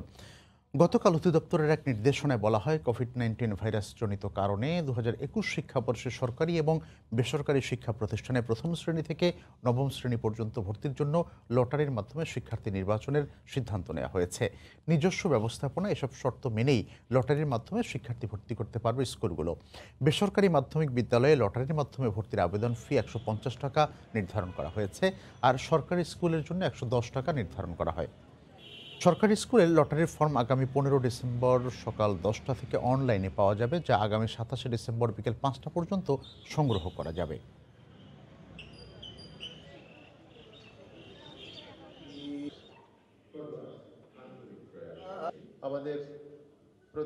হল বন্ধ রেখে ঢাকা বিশ্ববিদ্যালয়ে অনার্স, ফাইনাল ও মাস্টার্স পরীক্ষা নেওয়ার সিদ্ধান্তের উৎকণ্ঠায় 15,000 শিক্ষার্থী। তারা বলছেন, করোনা মহামারীতে বাড়িতে চলে যাওয়ায় ঢাকায় এসে পরীক্ষা দেয়া কঠিন হয়ে পড়বে।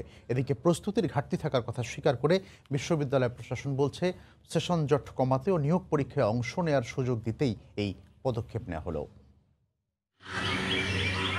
তারুণ্যে মুখর ঢাকা বিশ্ববিদ্যালয় ক্যাম্পাস কোভিডের কারণে গেল মার্চের পর থেকেই এমন শুনশান। ক্লাস পরীক্ষার পাশাপাশি বন্ধ রয়েছে আবাসিক হলগুলো।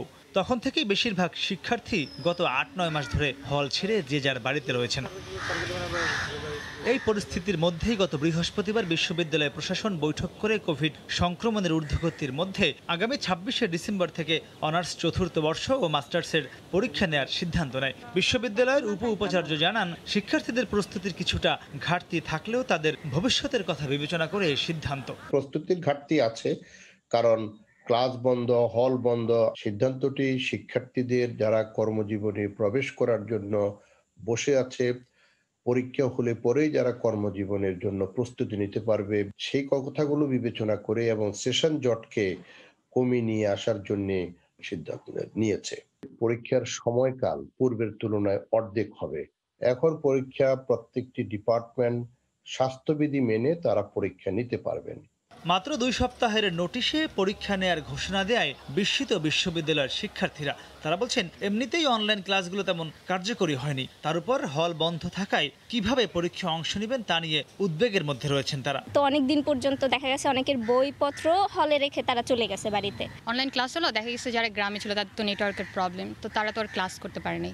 তো তারা আবার অনেকে হলে বই খাতা ছিল, তো তারা এখনো পড়তেও পারে না। লাস্ট যেটা সেমিস্টার যেটা ছিল ওটার এখনো রুট মানে সিলেবাস এখনো ওভাবে শেষ হয়নি। আবাসন ব্যবস্থা না করে বর্তমান পরিস্থিতিতে অনার্স চতুর্থ বর্ষ ফাইনাল পরীক্ষা এবং মাস্টার্স ফাইনাল পরীক্ষা নেওয়ার সিদ্ধান্তকে আমি অমানবিক এবং শিক্ষার্থী বিরোধী বলে মনে করি। ঢাকায় এসে মেস ভাড়া বা হোস্টেল ভাড়া দিয়ে থেকে পরীক্ষা দেওয়াটা তাদের পক্ষে দুঃসাধ্যই বলা যায়, কারণ করোনাকালীন সময়ে অধিকাংশেরই আর্থিক অবস্থা অনেক বেশি শোচনীয়। বিশ্ববিদ্যালয়ের তথ্য অনুযায়ী ঢাকা বিশ্ববিদ্যালয়ে অনার্স চতুর্থ বর্ষ ও মাস্টার্স মিলে পরীক্ষার্থী রয়েছে প্রায় 15,000। মাহমুদ রাকিব, সময় সংবাদ, ঢাকা। করোনা মহামারীতে সবকিছু খোলা থাকলেও বইমেলা আয়োজন নিয়ে প্রশ্ন ওঠায় ক্ষোভ জানিয়েছেন লেখক প্রকাশকরা। তারা বলছেন, বাংলা একাডেমি অপারগ হলে দায়িত্ব নিতে প্রস্তুত প্রকাশক সমিতি। লেখকরা বলছেন, স্থগিত হলে প্রকাশকদের পাশাপাশি তারাও আর্থিকভাবে ক্ষতিগ্রস্ত হবেন। বাংলা একাডেমির মহাপরিচালক বলছেন, ভার্চুয়ালি আয়োজনের কোনো সিদ্ধান্ত এখনো হয়নি। বাঙালির গৌরবের ভাষা আন্দোলনকে কেন্দ্র করে আয়োজিত অমর ২১শে গ্রন্থমেলা প্রাণের উৎসবে রূপ নিয়েছে। সারা বছর ফেব্রুয়ারির জন্য অপেক্ষায় থাকেন লেখক, পাঠক, প্রকাশক। ২০২১ সালের গ্রন্থমেলার জন্য প্রস্তুতি যখন চলছে জোর কদমে, ঠিক তখনই গণমাধ্যমে প্রকাশ পেল এবারের গ্রন্থমেলা ভার্চুয়ালি হবে। করোনার কারণে গ্রন্থমেলা স্থগিত কিংবা ভার্চুয়ালি আয়োজন কোনোভাবেই যৌক্তিক নয় বলে মনে করেন লেখকরা। তারা প্রশ্ন তুলছেন, এই সংকটের মধ্যে সকল কিছুই যখন চলছে, তবে কেন কেবল বইমেলার উপর হস্তক্ষেপ? মানুষের সমাগম, রাজনৈতিক সমাবেশ সবই খোলা রয়েছে, সবই চলছে। করোনার কথা বলে শুধুমাত্র বইমেলা বন্ধ করা, আমি মনে করি একটা নৌকা, যে নৌকার অসংখ্য ফুটো, অসংখ্য ছিদ্র, একটা ছিদ্র বন্ধ করার জন্য আপ্রাণ চেষ্টা করছে যাত্রীরা। এটা খুবই হাস্যকর আমার কাছে মনে হয়েছে। যেন জ্ঞান ও সৃজনশীল প্রকাশক সমিতির সভাপতি বলছেন, কোনো একক কর্তৃপক্ষ গ্রন্থমেলার ব্যাপারে সিদ্ধান্ত নিতে পারে না। যদি শেষ পর্যন্ত বাংলা একাডেমি আয়োজনে অপারগ হয়, তবে সরকার চাইলে সমিতি গ্রন্থমেলার দায়িত্ব নিতে প্রস্তুত রয়েছে। বাংলা একাডেমি যদি এই বইমেলা আয়োজনে অপারগতা প্রকাশ করে, তাহলে সরকারকে সিদ্ধান্ত নিতে হবে যে অন্য কোনো সংস্থা তাদেরকে দিয়ে বইমেলাটির আয়োজন তারা করাতে পারে কিনা। এমনকি আমরা যে প্রকাশক সমিতি আছি, সেই সমিতিগুলো এ ব্যাপারে সরকারকে সহযোগিতা করতে প্রস্তুত আছে। এমনকি সরকার যদি চায়, তাহলে আমরা নিজেরা এই বইমেলাটির আয়োজন করতে প্রস্তুত।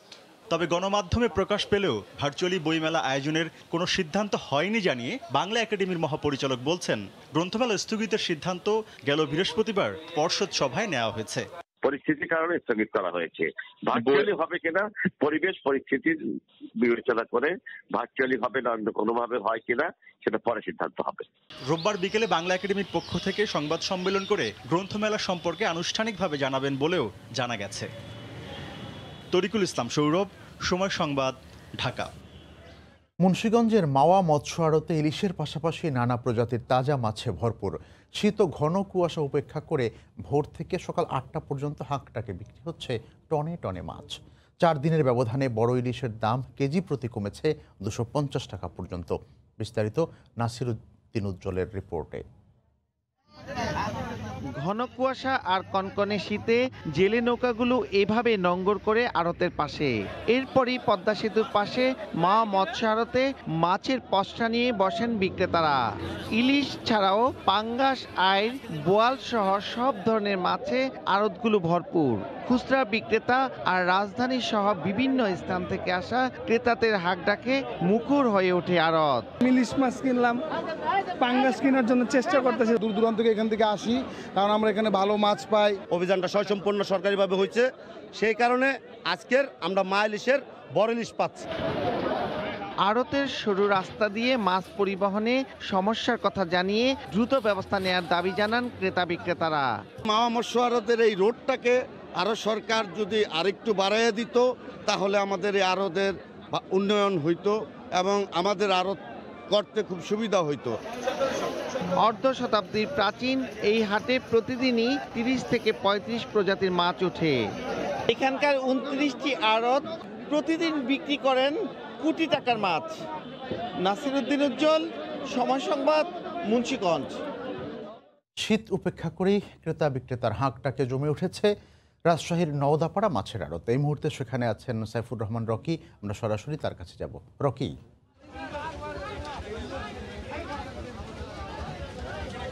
কবির, আপনি জানেন যে প্রতিদিনই রাজশাহীতে বিভিন্ন পুকুরে যে চাষ করা মাছগুলো সেগুলো নিয়ে আসা হয় নওদাপাড়া মাছের আড়তে, এবং সেখানে কিন্তু এটি ডাক হাঁকের মাধ্যমে বেচা কেনা চলে।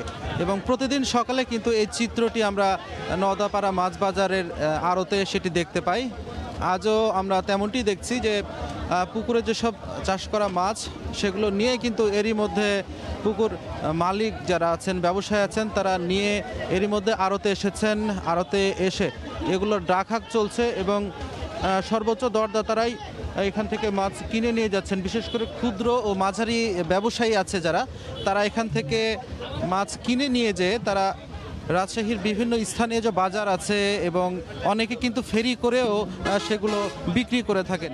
তো আমরা কথা বলছিলাম কয়েকজন ব্যবসায়ীর সাথে, তারা যেটি বলছেন যে এখন আসলে প্রচুর পরিমাণ মাছের আমদানি আছে এই নওদাপাড়া মাছের আড়তে, যে কারণে আশানুরূপ দাম তারা আসলে পাচ্ছেন না। দামটা কিছুটা বাড়লে হয়তো তাদের লাভের অঙ্কটা একটু বাড়তো, এমনটা আসলে তারা বলছেন যে এখন মাছের যে খাদ্য খাবার সেগুলোর দাম কিন্তু আগের তুলনায় বেড়েছে, কিন্তু আসলে সে তুলনায় মাছের দাম কিন্তু বাড়েনি, এমনটাই আসলে তাদের পক্ষ থেকে বলা হচ্ছে। আমরা কথা বলেছিলাম কয়েকজন ক্রেতার সাথে, তারা বলছেন যে আসলে তারা আসছেন এবং তাদের যে পছন্দ অনুযায়ী মাছ সেগুলো কিন্তু তারা ডাক হাঁকের মাধ্যমে নিয়ে যাচ্ছেন। আমরা আজকের যে বাজার সেটিতে দেখেছি মাঝারি আকারের যে রুই সেটি 170 টাকা কেজি দরে বিক্রি হচ্ছে। এছাড়া আমরা আজকের বাজারে মাঝারি আকারের সিলভার কাপ মাছ দেখছি 110 টাকা কেজি দরে বিক্রি হচ্ছে, এবং মাঝারি আকারের যে কাতল মাছ সেটি বিক্রি হচ্ছে 150 টাকা কেজি দরে। পাশাপাশি আমরা পাঙ্গাস মাছ দেখেছি মাঝারি সাইজের যেটি, সেটি বিক্রি হচ্ছে 90 টাকা কেজি দরে। এছাড়াও ছোট মাছ রয়েছে, পুঁটি, ট্যাংরা, এসব মাছও কিন্তু বিলের মাছও এখানে ওঠে, এবং বিলের যে মাছগুলো সেগুলোর দাম কিছুটা বেশি হয় অন্যান্য মাছের তুলনায়।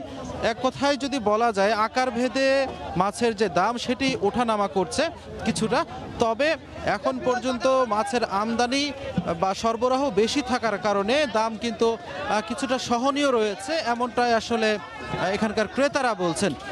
আড়তদাররা যেটি বলছেন, এখানে কিন্তু প্রতিদিন 25 থেকে 30 লাখ টাকার মাছ এখানে বেচা কেনা হয়, এবং আপনারা দেখছেন যে তাজা মাছ এখান থেকে আসলে বিভিন্ন ব্যবসায়ী যারা আছেন তারা কিন্তু দেশের বিভিন্ন প্রান্তে ট্রাকে করে তাজা মাছ নিয়ে যেও কিন্তু বিক্রি করেন, সেদিকেও কিন্তু তাদের বড় একটা অঙ্ক লাভের দেখা পায় তারা। তো আপনারা দেখছেন যে এখানে যেসব মাছ উঠছে অধিকাংশই কিন্তু একেবারে তাজা মাছ, যে কারণে এখানকার আড়তে ক্রেতাদের ভিড়টা বেশি থাকে, এবং এখান থেকে ছোট যেসব ব্যবসায়ী আছে তারা তাজা মাছ নিয়ে বাজারে বিক্রি করতেও সুবিধা হয়, যে কারণে একেবারে ভোরের আলো ফোটার পর থেকেই কিন্তু এখানে বিভিন্ন পুকুরে যেসব মাছ চাষ করা হচ্ছে সেগুলো নিয়ে তারা এই আড়তে চলে আসছেন। আপনারা দেখতে পাচ্ছেন সেগুলো এখন নামাচ্ছে, নামিয়ে সেগুলো আবার ডাকের মাধ্যমে সেগুলো বিক্রি করা হচ্ছে। তবে আকার ভেদে সেগুলোর দাম অবশ্যই বেশি, যত বড় আকারের মাছ দামটিও কিন্তু ততই বেশি, এমনটাই আসলে আমরা এখানে দেখতে পাই। আপনারা দেখছেন যে এখানে শুধু মাছ কেনার পরে মাছ মজুত করারও যে ব্যবস্থা সেটি রয়েছে। এখানে একটি চারি তৈরি করা হয়েছে এবং সেখানে পানি থাকায় এই মাছগুলো কিন্তু অনেকক্ষণ ধরে তাজা থাকে। আপনারা দেখছেন যে প্রতিটি জায়গায় কিন্তু বিভিন্ন ধরনের মাছ সেখানে উঠছে। আমরা দেখেছিলাম যে এখন বাজারে ট্যাংরা পুঁটিও মাছ আমদানি হচ্ছে এবং সেগুলো কিন্তু বেচা কেনা চলবে আর কিছুক্ষণের মধ্যেই। তবে আপনারা দেখছেন যে এখানে যে কাতল মাছ বিক্রি হচ্ছে এবং এখানে ডাকাক চলছে এখনো, এবং সর্বোচ্চ দরদাতাকেই আসলে তারা এই মাছগুলো বিক্রি করে থাকেন। আমরা কিন্তু বেশ কয়েকজন পুকুরের মালিকের সাথে কথা বলছিলাম। পুকুর মালিকরা যেটি বলছেন, আসলে এই ডিসেম্বর মাসে কিন্তু সবাই তাদের ব্যবসার একটি জের টানেন, যে কারণে কিন্তু এই মাসে প্রচুর পরিমাণ মাছ তারা পুকুর থেকে সবাই কিন্তু নিয়ে আসছেন, যে কারণে তাদের দামটা কিন্তু অনেকটাই কম, এমনটাই আসলে বলছেন। এভাবে দাম কম হলে কিন্তু পুকুর মালিকদের যে লভ্যাংশ সেটি অনেকাংশেই কমে যাবে এবং সেটি কিন্তু খুব সমস্যার একটি কারণ হয়ে দাঁড়াবে, এমনটাই আসলে তাদের পক্ষ থেকে বলা হচ্ছে। তো আপনারা দেখছিলেন যে রাজশাহীর যে নওদাপাড়া মাছের আড়ত, সেখানকার চিত্রটি আসলে এমনই, এবং প্রতিদিন কিন্তু সকাল থেকে 8:30 পর্যন্ত এই বাজারে মাছের জমজমাট বেচা কেনা হয়। তো এই ছিল আমার কাছে খবির, রাজশাহী থেকে মাছের আড়তের খবর। সাইফুর রহমান রকি জানাচ্ছিলেন রাজশাহীর মাছ বাজারের খবর। অধিকাংশ জমির ধান কাটা ও মাড়াই শেষ হওয়ায় দিনাজপুরের হাট বাজারগুলোতে ধানের কেনাবেচা জমজমাট। গত সপ্তাহের চেয়ে এ সপ্তাহে প্রতি বস্তায় ধানের দাম প্রকারভেদে 50 থেকে 300 টাকা পর্যন্ত বেড়েছে। কৃষকরা বলছেন দাম সন্তোষজনক হলেও অতিবৃষ্টি, বন্যা এবং পোকার আক্রমণে আশানুরূপ ফলন পাননি। এদিকে চালের উৎপাদন খরচ বেশি হওয়ার অজুহাতে সরকারের সঙ্গে এখনও চুক্তি করেননি জেলার মিলাররা। গোলাম নবী দুলালের তথ্য ও মনজিদ আলম শিমুলের ছবি নিয়ে রিপোর্ট। দিনাজপুরের সদর উপজেলার গোপালগঞ্জ হাটে সকাল থেকেই ট্রাক্টর, রিকশা, ভ্যান ভটভটিতে ধান নিয়ে আসেন কৃষকরা। হাটও বেচা কেনায় জমজমাট। গত হাটের চেয়ে এ সপ্তাহে ধানের প্রকার ভেদে প্রতি বস্তায় বেড়েছে 50 থেকে 300 টাকা পর্যন্ত। বিনা সাত, স্বর্ণা, গুটি স্বর্ণা, সুমন স্বর্ণা, হাইব্রিড 28, 29 জাতের ধান বিক্রি হচ্ছে প্রতি বস্তা 2050 টাকা থেকে 2200 টাকা। আর চিকন ধান, জিরা, কাটারি প্রতি বস্তা 3400 থেকে 3500 টাকা। দামও মোটামুটি ভালো আর কি। জিরা ধান যেরকম আমি 3580 টাকা করে বিক্রি করছি। আগে হাটের থাকি ধান আজকে বেশি পাইলাম। দিন দিন যদি এইভাবে দাম আরো বাড়ে, কৃষকের মনে আরো খুশি হবে। গত হাটের থেকে আজকে মোটা ধান পার বস্তায় 100 টাকা করে বেশি, আজকে অনেক দাম বেশি, এতে গৃহস্থরা ভালোই পয়সা পাচ্ছে। বর্তমান বাজার মূল্যে ধান কিনে সরকারি নির্ধারিত দামে চাল দিলে লোকসান গুনতে হবে, যে কারণে মিলাররা চাল দিচ্ছেন না। চাল হিসেবে ধানে পড়তা নাই, কিন্তু ধানের বাজার বেশি, চালের দাম কম। এবার ধানের যে মূল্য, তাতে কোনো অবস্থাতেই রাইস মিলাররা চাউল গভর্নমেন্টের ঘরে এই দেওয়া তাদের পক্ষে সম্ভব হবে না। জেলার 13 উপজেলা থেকে এবার সরকার মিলারদের কাছ থেকে 74,091 মেট্রিক টন চাল এবং 11,927 মেট্রিক টন ধান কিনবে। সময় সংবাদ, দিনাজপুর। নাটোরের বাজারগুলোতে নতুন পেঁয়াজের সরবরাহ কিছুটা কমেছে, এ কারণে গত কয়েকদিনের তুলনায় দাম বেড়েছে। এ বিষয়ে বিস্তারিত জানাতে এই মুহূর্তে তেবাড়িয়ার হাটে আছেন সহকর্মী আল মামুন। আমরা সরাসরি তার কাছে যাব। মামুন, গত 2-3 দিনের তুলনায় কিন্তু আজকে রোববার নাটোরের সদর উপজেলার তেবাড়িয়া হাটে পেঁয়াজের দাম কিন্তু 15 থেকে 16 টাকা প্রতি কেজিতে বেড়েছে। বিশেষ করে আজকে পেঁয়াজ বিক্রি হচ্ছে প্রায় 30, যে পেঁয়াজ 30 থেকে 35 টাকা বিক্রি হতো, সেটি আজকে বিক্রি শুরু হয়েছে 50-55 টাকা কেজি। বিশেষ করে যে বিষয়টি আমি বলতে চাচ্ছি যে আর 7 দিনের মধ্যে নতুন জাতের যে কন্দ পেঁয়াজটা বাজারে আসবে, আসার আগ মুহূর্তে কৃষকরা কিন্তু তাদের ন্যায্য দাম পাচ্ছেন। বিশেষ করে বলা যেতে পারে এই যে কন্দ জাতের পেঁয়াজ আসার কারণে সব ধরনের পেঁয়াজের দাম কিন্তু কমে গিয়েছিল। এর প্রেক্ষিতে কৃষকরা কিন্তু সরবরাহ কমিয়ে দেয়। সরবরাহ কমিয়ে দেওয়ার কারণে পেঁয়াজের দামটা কিন্তু আজকে বৃদ্ধি পেয়েছে। এবারে এই হাটে, যে হাটে আমরা 10 ভাগের 1 ভাগ পেঁয়াজও কিন্তু আজকে ওঠেনি এই হাটেতে।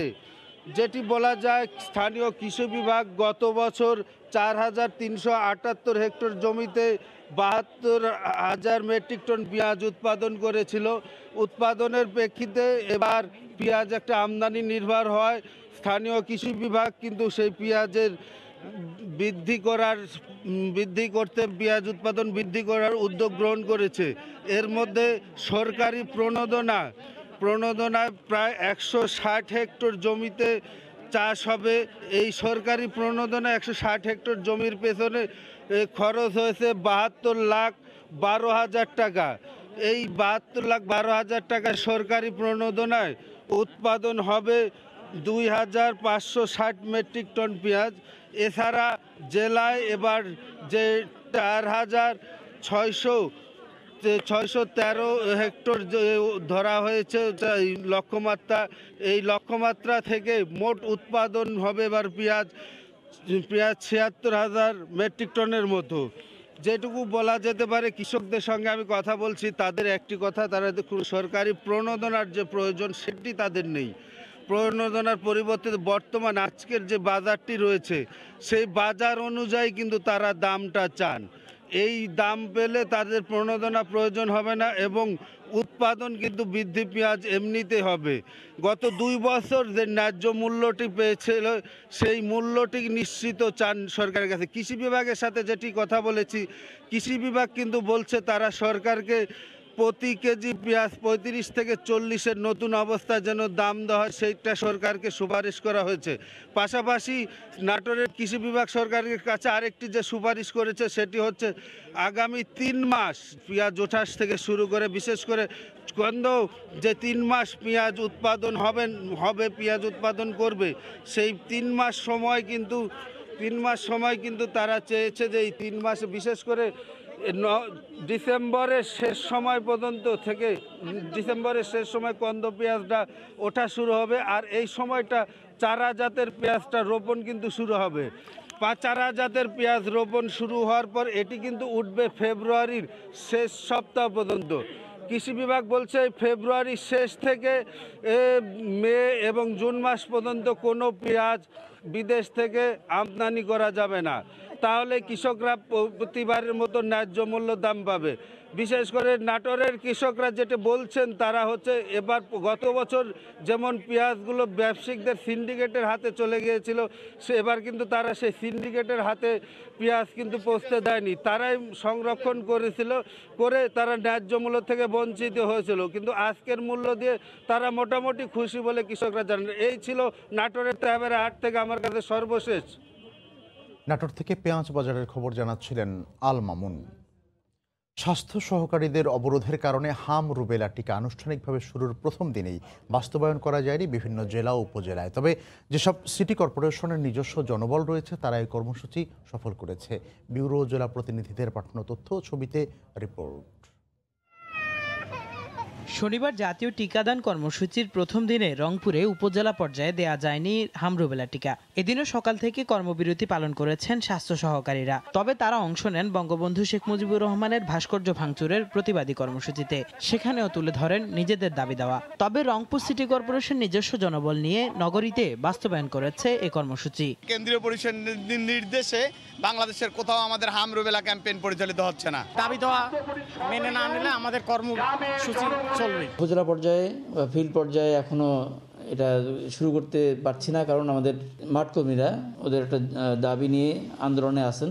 বরিশালেও ছিল একই পরিস্থিতি। স্বাস্থ্য সহকারীরা অংশ না নিলেও নিজস্ব জনবল নিয়ে টিকাদান কর্মসূচির উদ্বোধন করেন সিটি মেয়র। জানান কর্মবিরতির কোনো প্রভাব পড়বে না এই কর্মসূচিতে। এর প্রভাব আমাদের নগরীতে পড়বে না, কারণ আমাদের যে ইপিআই কর্মী, এটা টোটালি সিটি কর্পোরেশনের আন্ডারে। এটা স্বাস্থ্য যারা ধর্মঘট করছে তাদের সাথে আমাদের কোনো সম্পর্কতা নেই। স্বাস্থ্য সহকারীদের আন্দোলনের মুখে টিকাদান কর্মসূচি ব্যাহত হয়েছে বাগেরহাটেও। এতে ক্ষোভ প্রকাশ করেন টিকা দিতে এসে ভোগান্তির শিকার অভিভাবকরা। তবে ফেনী সহ কিছু জেলায় কোনো ধরনের প্রতিবন্ধকতা ছাড়া প্রথম দিন পালিত হয়েছে জাতীয় টিকাদান কর্মসূচি। কেফায়েত শাকিল, সময় সংবাদ। দেশে করোনায় মৃতের সংখ্যা ৭,০০০ ছাড়িয়ে গেছে। সবশেষ একদিনে মারা গেছেন ৩৪ জন। স্বাস্থ্য অধিদপ্তরের হিসেবে ২৪ ঘন্টায় নতুন করে শনাক্ত হয়েছেন ১,৩২৯ জন। গত ২৪ ঘন্টায় কোভিড-১৯-এর নমুনা পরীক্ষা করা হয়েছে ১২,৬৩০ জনের। এ পর্যন্ত মোট নমুনা পরীক্ষা হয়েছে ২৯,৫৬,৮৮২ জনের। ২৪ ঘন্টায় নতুন শনাক্ত হয়েছেন ১,৩২৯ জন। এ নিয়ে দেশে মোট শনাক্তের সংখ্যা ৪,৮৯,১৭৮ জন। ২৪ ঘন্টায় মারা গেছেন ৩৪ জন। এ পর্যন্ত করোনা আক্রান্ত হয়ে মারা গেলেন ৭,০২০ জন। করোনা থেকে ২৪ ঘন্টায় সুস্থ হয়েছেন ৩,১৮৫ জন। এ পর্যন্ত সুস্থ হয়েছেন ৪,১৭,৫০৩ জন। সোমবার থেকে যুক্তরাষ্ট্রে শুরু হচ্ছে ফাইজার ও বায়োএনটেকের কোভিড টিকার প্রয়োগ। স্থানীয় সময় শুক্রবার ফাইজার ও বায়োএনটেকের ভ্যাকসিনের অনুমোদন দেয় মার্কিন খাদ্য ওষুধ প্রশাসন। এরপরই স্থানীয় সময় শনিবার কর্তৃপক্ষ জানায় সোমবার থেকে টিকা প্রদান শুরু হবে। সোমবারের আগে ৩০ লাখ ডোজের প্রথম চালান সব অঙ্গরাজ্যে চলে যাবে। কয়েক লাখ মানুষকে ভ্যাকসিন দিতে এরই মধ্যে ৩ শতাধিক নার্সিং হোম সব ধরনের প্রস্তুতি সম্পন্ন করেছে। শুরুতেই স্বাস্থ্যকর্মী ও সংকটাপন্নদের প্রাধান্য দেওয়া হবে বলে জানিয়েছে মার্কিন কর্তৃপক্ষ। শনিবারও যুক্তরাষ্ট্রে প্রায় 2,48,000 মানুষ আক্রান্ত হয়েছেন, মারা গেছেন 2,000-এরও বেশি। অস্ট্রেলিয়ার করোনা পরিস্থিতি এখন অনেকটাই নিয়ন্ত্রণে। কমে এসেছে আক্রান্ত মৃতের সংখ্যা। এবছর উচ্চশিক্ষায় যেতে আগ্রহীরা করোনা বাধার সম্মুখীন হলেও ভিসা পদ্ধতি সহজ করায় আগামী বছর বাংলাদেশ থেকে বহু শিক্ষার্থী অস্ট্রেলিয়া যাওয়ার সুযোগ পাবেন। সিডনি থেকে বিস্তারিত জানাচ্ছেন এস.এম. আমিনুল ইসলাম রুবেল। বেশ কিছুদিন যাবতই অস্ট্রেলিয়া করোনা শূন্য।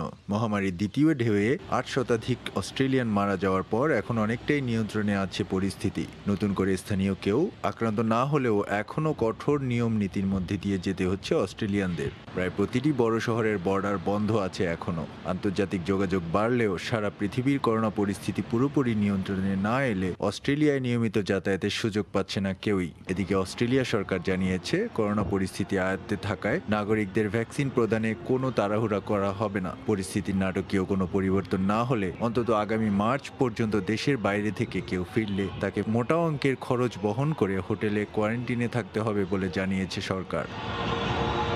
প্রতি বছর উচ্চশিক্ষার্থে হাজার হাজার বাংলাদেশি শিক্ষার্থী অস্ট্রেলিয়ায় আসে।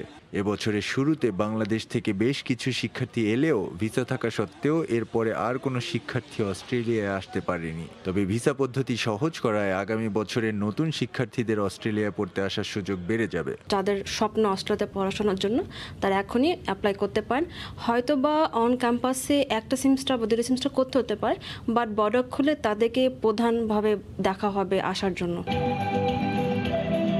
বছরের প্রথম ফেব্রুয়ারি সেমিস্টারে বাংলাদেশ থেকে অস্ট্রেলিয়ায় শিক্ষার্থী আসার সম্ভাবনা কম। ভিসা পেলে অন্তত আরও এক সেমিস্টার শিক্ষার্থীদের দেশে থেকেই অনলাইনে ক্লাস করতে হতে পারে। যুক্তরাষ্ট্র বা কানাডার চেয়ে বেশি সুযোগ সুবিধা দিয়ে অস্ট্রেলিয়া আগামী বছরগুলোতে আরও বেশি আন্তর্জাতিক শিক্ষার্থী আকৃষ্ট করতে ইতিমধ্যে নতুন নীতিমালা ধার্য করেছে। এস.এম. আমিনুল রুবেল, সময় সংবাদ। ভারী কুয়াশার চাদরে ঢাকা পড়েছে ভারতের রাজধানী দিল্লি সহ অনেক এলাকা। হঠাৎ বৃষ্টিপাতে আরও জেঁকে বসেছে শীত। তবুও শহরটির বায়ুমানের তেমন কোনো উন্নতি হয়নি। দূষিত বায়ুতে শ্বাস নেয়ায় রোগবালাই বাড়ছে নগরবাসীর। এদিকে তাপমাত্রা হিমাঙ্কের নিচে অবস্থান করায় তুষারপাত অব্যাহত রয়েছে জম্মু কাশ্মীর এলাকায়। হাড় কাঁপানো শীতের মধ্যেই হঠাৎ বৃষ্টিপাত, এতে তাপমাত্রা কমে আরও ঠান্ডা জেঁকে বসেছে ভারতের রাজধানী দিল্লিতে।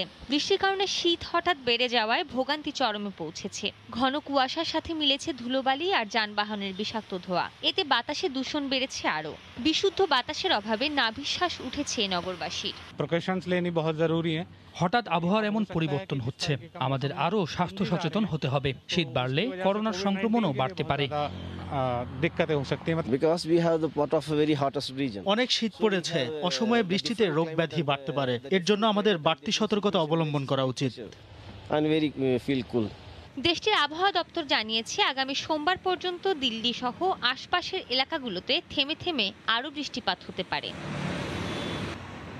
এদিকে তাপমাত্রা হিমাঙ্কের নিচে নেমে আসায় দেশটির জম্মু কাশ্মীরের বেশিরভাগ এলাকা ছেয়ে গেছে বরফে। দিনভর অঞ্চল ভেদে হালকা থেকে ভারী তুষারপাত অব্যাহত রয়েছে সেখানে। রাস্তাঘাটে বরফ জমে থাকায় যান চলাচল মারাত্মক ব্যাহত হচ্ছে।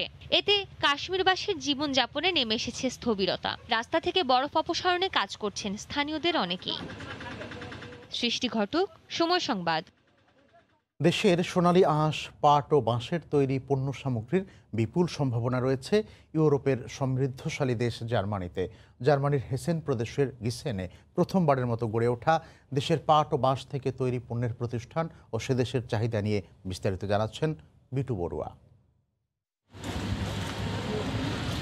জার্মানির বাণিজ্যিক রাজধানী ফ্রাঙ্কফুর্ট থেকে মাত্র 52 কিলোমিটার দূরে গিসেন শহরে দেখা গেল দেশের একসময়ের বৈদেশিক মুদ্রা আয়ের প্রধান খাত সোনালী আঁশ, পাটের তৈরি টয়লেট পেপার, চা, ব্যাগ, শতরঞ্জি, সংসারের নানা আসবাব থেকে শুরু করে বাঁশের তৈরি মোজা সহ আরো অনেক কিছু। কি নেই বায়োবিটি নামের এই বাণিজ্যিক প্রতিষ্ঠানটিতে? প্রাকৃতিকভাবে তৈরি এসব পণ্যের ব্যাপক চাহিদা রয়েছে জার্মানিতেও। বাংলাদেশ থেকে আসা বাঁশ দিয়ে তৈরি নানা জিনিস, নারকেলের ছোবড়ার তৈরি আসবাব, পাটের ব্যাগ ও টুপি, এমনকি বাঁশের তৈরি টয়লেট পেপার আমার অনেক পছন্দ। আমি প্রায় আসি, ভালো লাগে। আমার পরিবার ও বন্ধু বান্ধবরা সবাই আসেন, এমন জিনিস আর কোথাও নাই। প্রযুক্তিতে এগিয়ে থাকা জার্মানির মতো দেশে বাংলাদেশি এসব শিল্পপণ্যের কদর আছে স্থানীয় জার্মানদের কাছেও। সোনালী আঁশ আছে, সোনালী আঁশ থেকে সোনা ফলাতে হলে আপনাকে ইন্টারন্যাশনাল মানে আন্তর্জাতিক অঙ্গনে চিন্তা করতে হবে, আন্তর্জাতিক অঙ্গনে কিছু করতে হবে। এখন সোনালী আঁশ নিয়ে আমি বাংলাদেশে বসে আছি, বাংলাদেশে সুন্দর সুন্দর প্রোডাক্ট ম্যানুফ্যাকচারিং করতেছি। That's not the matter. Matter হলো যে আপনি ইন্টারন্যাশনালি কতটা ডোমিনেট করতে পারতেছেন। বিশ্বব্যাপী জলবায়ু পরিবর্তনের কথা চিন্তা করে প্রাকৃতিক পদ্ধতিতে তৈরি টেকসই এসব পণ্যের চাহিদা থাকলেও রপ্তানির ক্ষেত্রে পণ্যের গুণগত মান বজায় রাখার আহ্বান এই উদ্যোক্তার। হ্যাঁ, জার্মানিতে আপনার বাংলাদেশি পণ্যের, পাটজাত পণ্যের ডিমান্ড অনেক বেশি, কিন্তু এখানে যেটা প্রবলেমটা হচ্ছে সেটা হলো যে আপনার কিউসি মানে কোয়ালিটি কন্ট্রোল এবং ফিনিশিং এবং আপনার ডিজাইন, যেটাতে আপনার হয়তো ভিয়েতনাম এবং চায়না অনেক বেশি এগিয়ে আছে। যদি আমরা এই জায়গাটায় ফোকাস করতে পারি এবং সেগুলো মেনটেন করতে পারি, তাহলে কিন্তু আমাদের যে এক্সপোর্টটা যদি ধরেন এখন আমি রাফলি ধরি 1 বিলিয়ন, সেটা হয়তো 10 বিলিয়নে যেতে পারে, ইভেন মোরেও যেতে পারে। দেশের বাঁশ ও পাটজাত পণ্যের অপার সম্ভাবনাময় ক্ষুদ্র ও মাঝারি শিল্প হারিয়ে যাওয়ার আগেই এই শিল্পের বিকাশে সবাইকে এগিয়ে আসার আহ্বান অর্থনীতিবিদদের। জার্মানিতে বসবাসরত প্রবাসী ক্ষুদ্র এবং মাঝারি শিল্পের উদ্যোক্তারা মনে করছেন, তৈরি পোশাক শিল্পের মতো সরকারি পৃষ্ঠপোষকতা এবং সহযোগিতা পেলে এই শিল্পের বিকাশ শুধু জার্মানি নয়, পুরো ইউরোপে হতে পারে। এতে করে শুধু বাংলাদেশি লাভবান হবে না, কর্মসংস্থানের ব্যবস্থা হতে পারে অনেক অনেক প্রবাসীদের। জার্মানির গিসেন থেকে বিটু বড়ুয়া, সময় সংবাদ। করোনা মহামারীর মধ্যে খ্রিস্ট ধর্মাবলম্বীদের সবচেয়ে বড় ধর্মীয় উৎসব বড়দিনকে ঘিরে নানা রঙে সেজেছে সুইডেন। তবে বড়দিন এবং নতুন বছরকে সামনে রেখে করোনার সংক্রমণ নিয়ন্ত্রণে সতর্ক সুইডেন সরকার। সুইডেন থেকে বিস্তারিত শফিউল আলমের রিপোর্টে। বড়দিনকে সামনে রেখে বন্দির আলো সেজেছে সুইডেন। করোনা মহামারীর মধ্যে চলছে আরও নানা প্রস্তুতি। তবে সংক্রমণ বেড়ে চলায় সরকারের পক্ষ থেকে বড়দিনের উদযাপন নিয়ে আলাদাভাবে বিধিনিষেধ আরোপ করা হয়েছে, যা আগামী 14 ডিসেম্বর থেকে কার্যকর হবে। পরিবার এবং বন্ধু বান্ধব নিয়ে দল বেঁধে নয়, বরং অতি প্রয়োজনীয় কেনাকাটা একাই করার আহ্বান জানিয়েছে সরকার। এখন বেঁচে থাকাই দরকার, উৎসব আগামীতে করা যাবে। করোনা পরিস্থিতি সুইডেনের ভয়াবহ। করোনা পরিস্থিতি নিয়ন্ত্রণে না নেওয়া পর্যন্ত আমরা সবাই সচেতন থাকি। গভর্নমেন্ট রুলস এন্ড রেগুলেশন যে আমাদের যা যা করতে বলছে আমরা চেষ্টা করতেছি সবগুলোই নিয়মিতভাবে পালন করা। চলাচলে কঠোর বিধিনিষেধ আরোপ করা সহ করোনা পরিস্থিতি নিয়ন্ত্রণে নানা পদক্ষেপ নেওয়া সত্ত্বেও সংক্রমণ এখনও বেড়েই চলেছে সুইডেনে। এদিকে করোনার প্রকোপ ঠেকাতে প্রথমবারের মতো রাজধানী স্টকহোমে নিম্ন মাধ্যমিক বিদ্যালয়গুলো বন্ধ ঘোষণা করা হয়। তবে অনলাইনে শিক্ষা কার্যক্রম পরিচালিত হবে। বড়দিন এবং ইংরেজি নববর্ষ উপলক্ষে বন্দির সাজে সজ্জিত সুইডেন, তবে নেই চিরসেনা সেই আমেজ। করোনা পরিস্থিতি নিয়ন্ত্রণে না আসা পর্যন্ত জনগণকে সরকারের দেওয়া বিধিনিষেধ মেনে চলার পরামর্শ বিশেষজ্ঞদের। শফিল আলম, সময় সংবাদ। করোনার উপসর্গ নিয়ে আইসোলেশনে আছেন টাইগার অধিনায়ক তামিম ইকবাল। বঙ্গবন্ধু টি-20 কাপে গতকাল ঢাকার বিপক্ষে ম্যাচে ব্যাটিংয়ের পর শারীরিক দুর্বলতার কারণে টিম হোটেলে ফেরেন ফরচুন বরিশালের দলনেতা তামিম। চিকিৎসকের নিবিড় পর্যবেক্ষণে রয়েছেন তিনি। ব্যাটিং করতে যখন যাই, ব্যাটিং করে আসার পর থেকে শরীরটা একটু বেশি দুর্বল লাগা শুরু হয়েছে। তখনই বিসিবির যে মেডিকেল ইউনিট আছে ওনারা এসে আমাকে অ্যাসিস্ট করে ওনারা দেখে মনে করেছেন যে ওই সময় আমার ড্রেসিং রুমে থাকাটা ঠিক হবে না, তো আমাকে ওনারা হোটেলে পাঠিয়ে দিয়েছেন আইসোলেশনে। কিছু টেস্ট হবে, যদি আল্লাহর রহমতে যদি সব টেস্ট ঠিক থাকে আমি আশা করি যে সেমিফাইনাল খেলতে পারবো। শঙ্কার মুখে জামাল ভুঁইয়ার কলকাতা মোহামেডানে খেলার সম্ভাবনা। করোনা ভাইরাস শনাক্ত হওয়ায় ঝুলে গেছে তার ইন্ডিয়ান লিগে খেলার স্বপ্ন। বিষয়টি নিশ্চিত করেছেন কলকাতা মোহামেডানের সাধারণ সম্পাদক ওয়াসিম আকরাম। কথা ছিল কাতারের বিপক্ষে বিশ্বকাপ বাছাই ম্যাচ শেষ করে কলকাতার বিমান ধরবেন জামাল ভুঁইয়া। তবে সস্ত্রীক এশিয়ার ধনী দেশটিতে অবকাশ যাপন করতে গিয়ে বাধে বিপত্তি। কাতার ছাড়ার আগে ছাড়পত্র নিতে গিয়ে কোভিড টেস্ট করাতে গিয়ে তিনি পজিটিভ শনাক্ত হন। সূত্র বলছে বাংলাদেশ অধিনায়কের কোভিড সংক্রমণ ঘটে 9 ডিসেম্বর। এরপর থেকে তিনি কাতারে বিশেষ ব্যবস্থায় আইসোলেটেড। কিন্তু কলকাতা মোহামেডান সে খবরটি নিশ্চিত হয় এরও 3 দিন পর। Corona positive. আমাদের যে হেড অফ অপারেশনস জামালের টেস্ট রিপোর্টটা পাঠিয়েছে। হেড অফ অপারেশনস আমাকে রিপোর্ট করেছে, আমি আজকে সকালে জানতে পেরেছি। 10 তারিখে তার ফ্লাইটের শিডিউল ছিল। 10 তারিখে ফ্লাই করার আগে যে ম্যান্ডেটরি যে কোভিড টেস্ট করতে হয়, সেই কোভিড টেস্টের রেজাল্টটা আসলে পজিটিভ আসে। আগামী 9 জানুয়ারি থেকে শুরু হবে আই লিগ। এর জন্য পুরোদমে অনুশীলন চলছে ক্লাবগুলোর। নির্ধারিত সময়ের মধ্যে সুস্থ হলে সেখানে খেলতে কোনো বাধা নেই জামালের। ভালো থাকলে সবার জন্য ভালো, ওর জন্য ভালো, আমাদের জন্য ভালো। আমরা তো জামালকে চাইছি আমাদের ক্লাবে। কোভিড ইস্যুতে জামাল যদি শেষ পর্যন্ত খেলতে না পারেন আই লিগে, তাহলে তাকে দেখা যাবে ফেডারেশন কাপে। কারণ বাংলার কাপ্তানকে দলে পেতে এক পায়ে খাড়া সাইব স্পোর্টিং। এসএম ইকবাল, সময় সংবাদ, ঢাকা। বরখাস্ত করা হচ্ছে না বাংলাদেশ জাতীয় ফুটবল দলের হেড কোচ জেমি ডেকে। চুক্তি মোতাবেক তার সঙ্গে 2022 সালের আগস্ট পর্যন্ত কাজ করে যেতে চায় বাংলাদেশ ফুটবল ফেডারেশন। বিষয়টি নিশ্চিত করেছেন সাধারণ সম্পাদক আবু নাইম সোহাগ।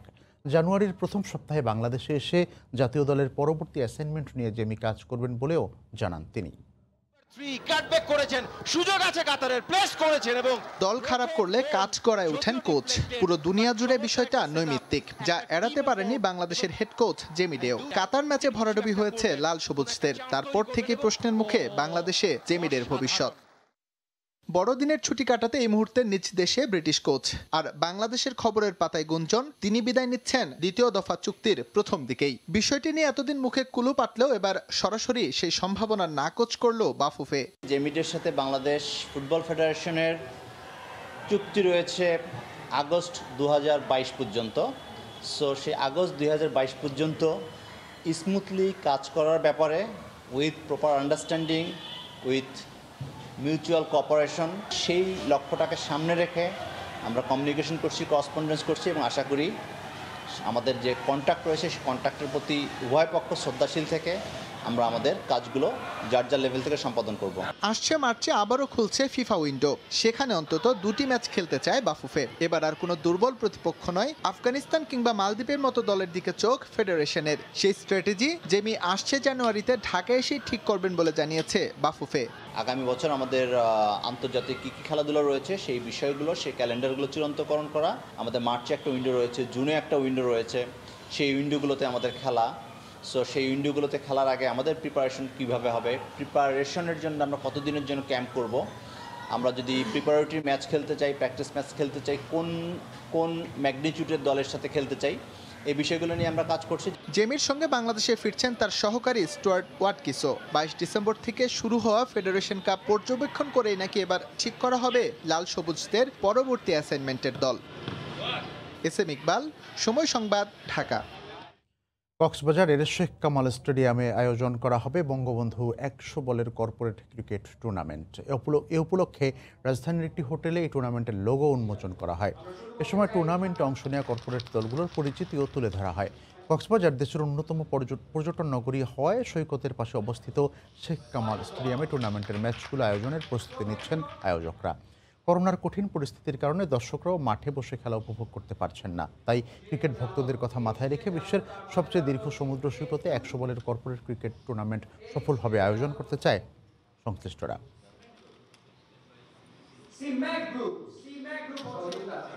ভোরের সময়ের শীর্ষ সংবাদ জানিয়ে দিচ্ছি আরেকবার। আন্তর্জাতিক মান বজায় রেখেই পদ্মা সেতু প্রকল্প এলাকায় করা হয়েছে সবুজায়ন, লাগানো হয়েছে 1,70,000-এরও বেশি গাছ, গড়ে তোলা হচ্ছে অভয়ারণ্য।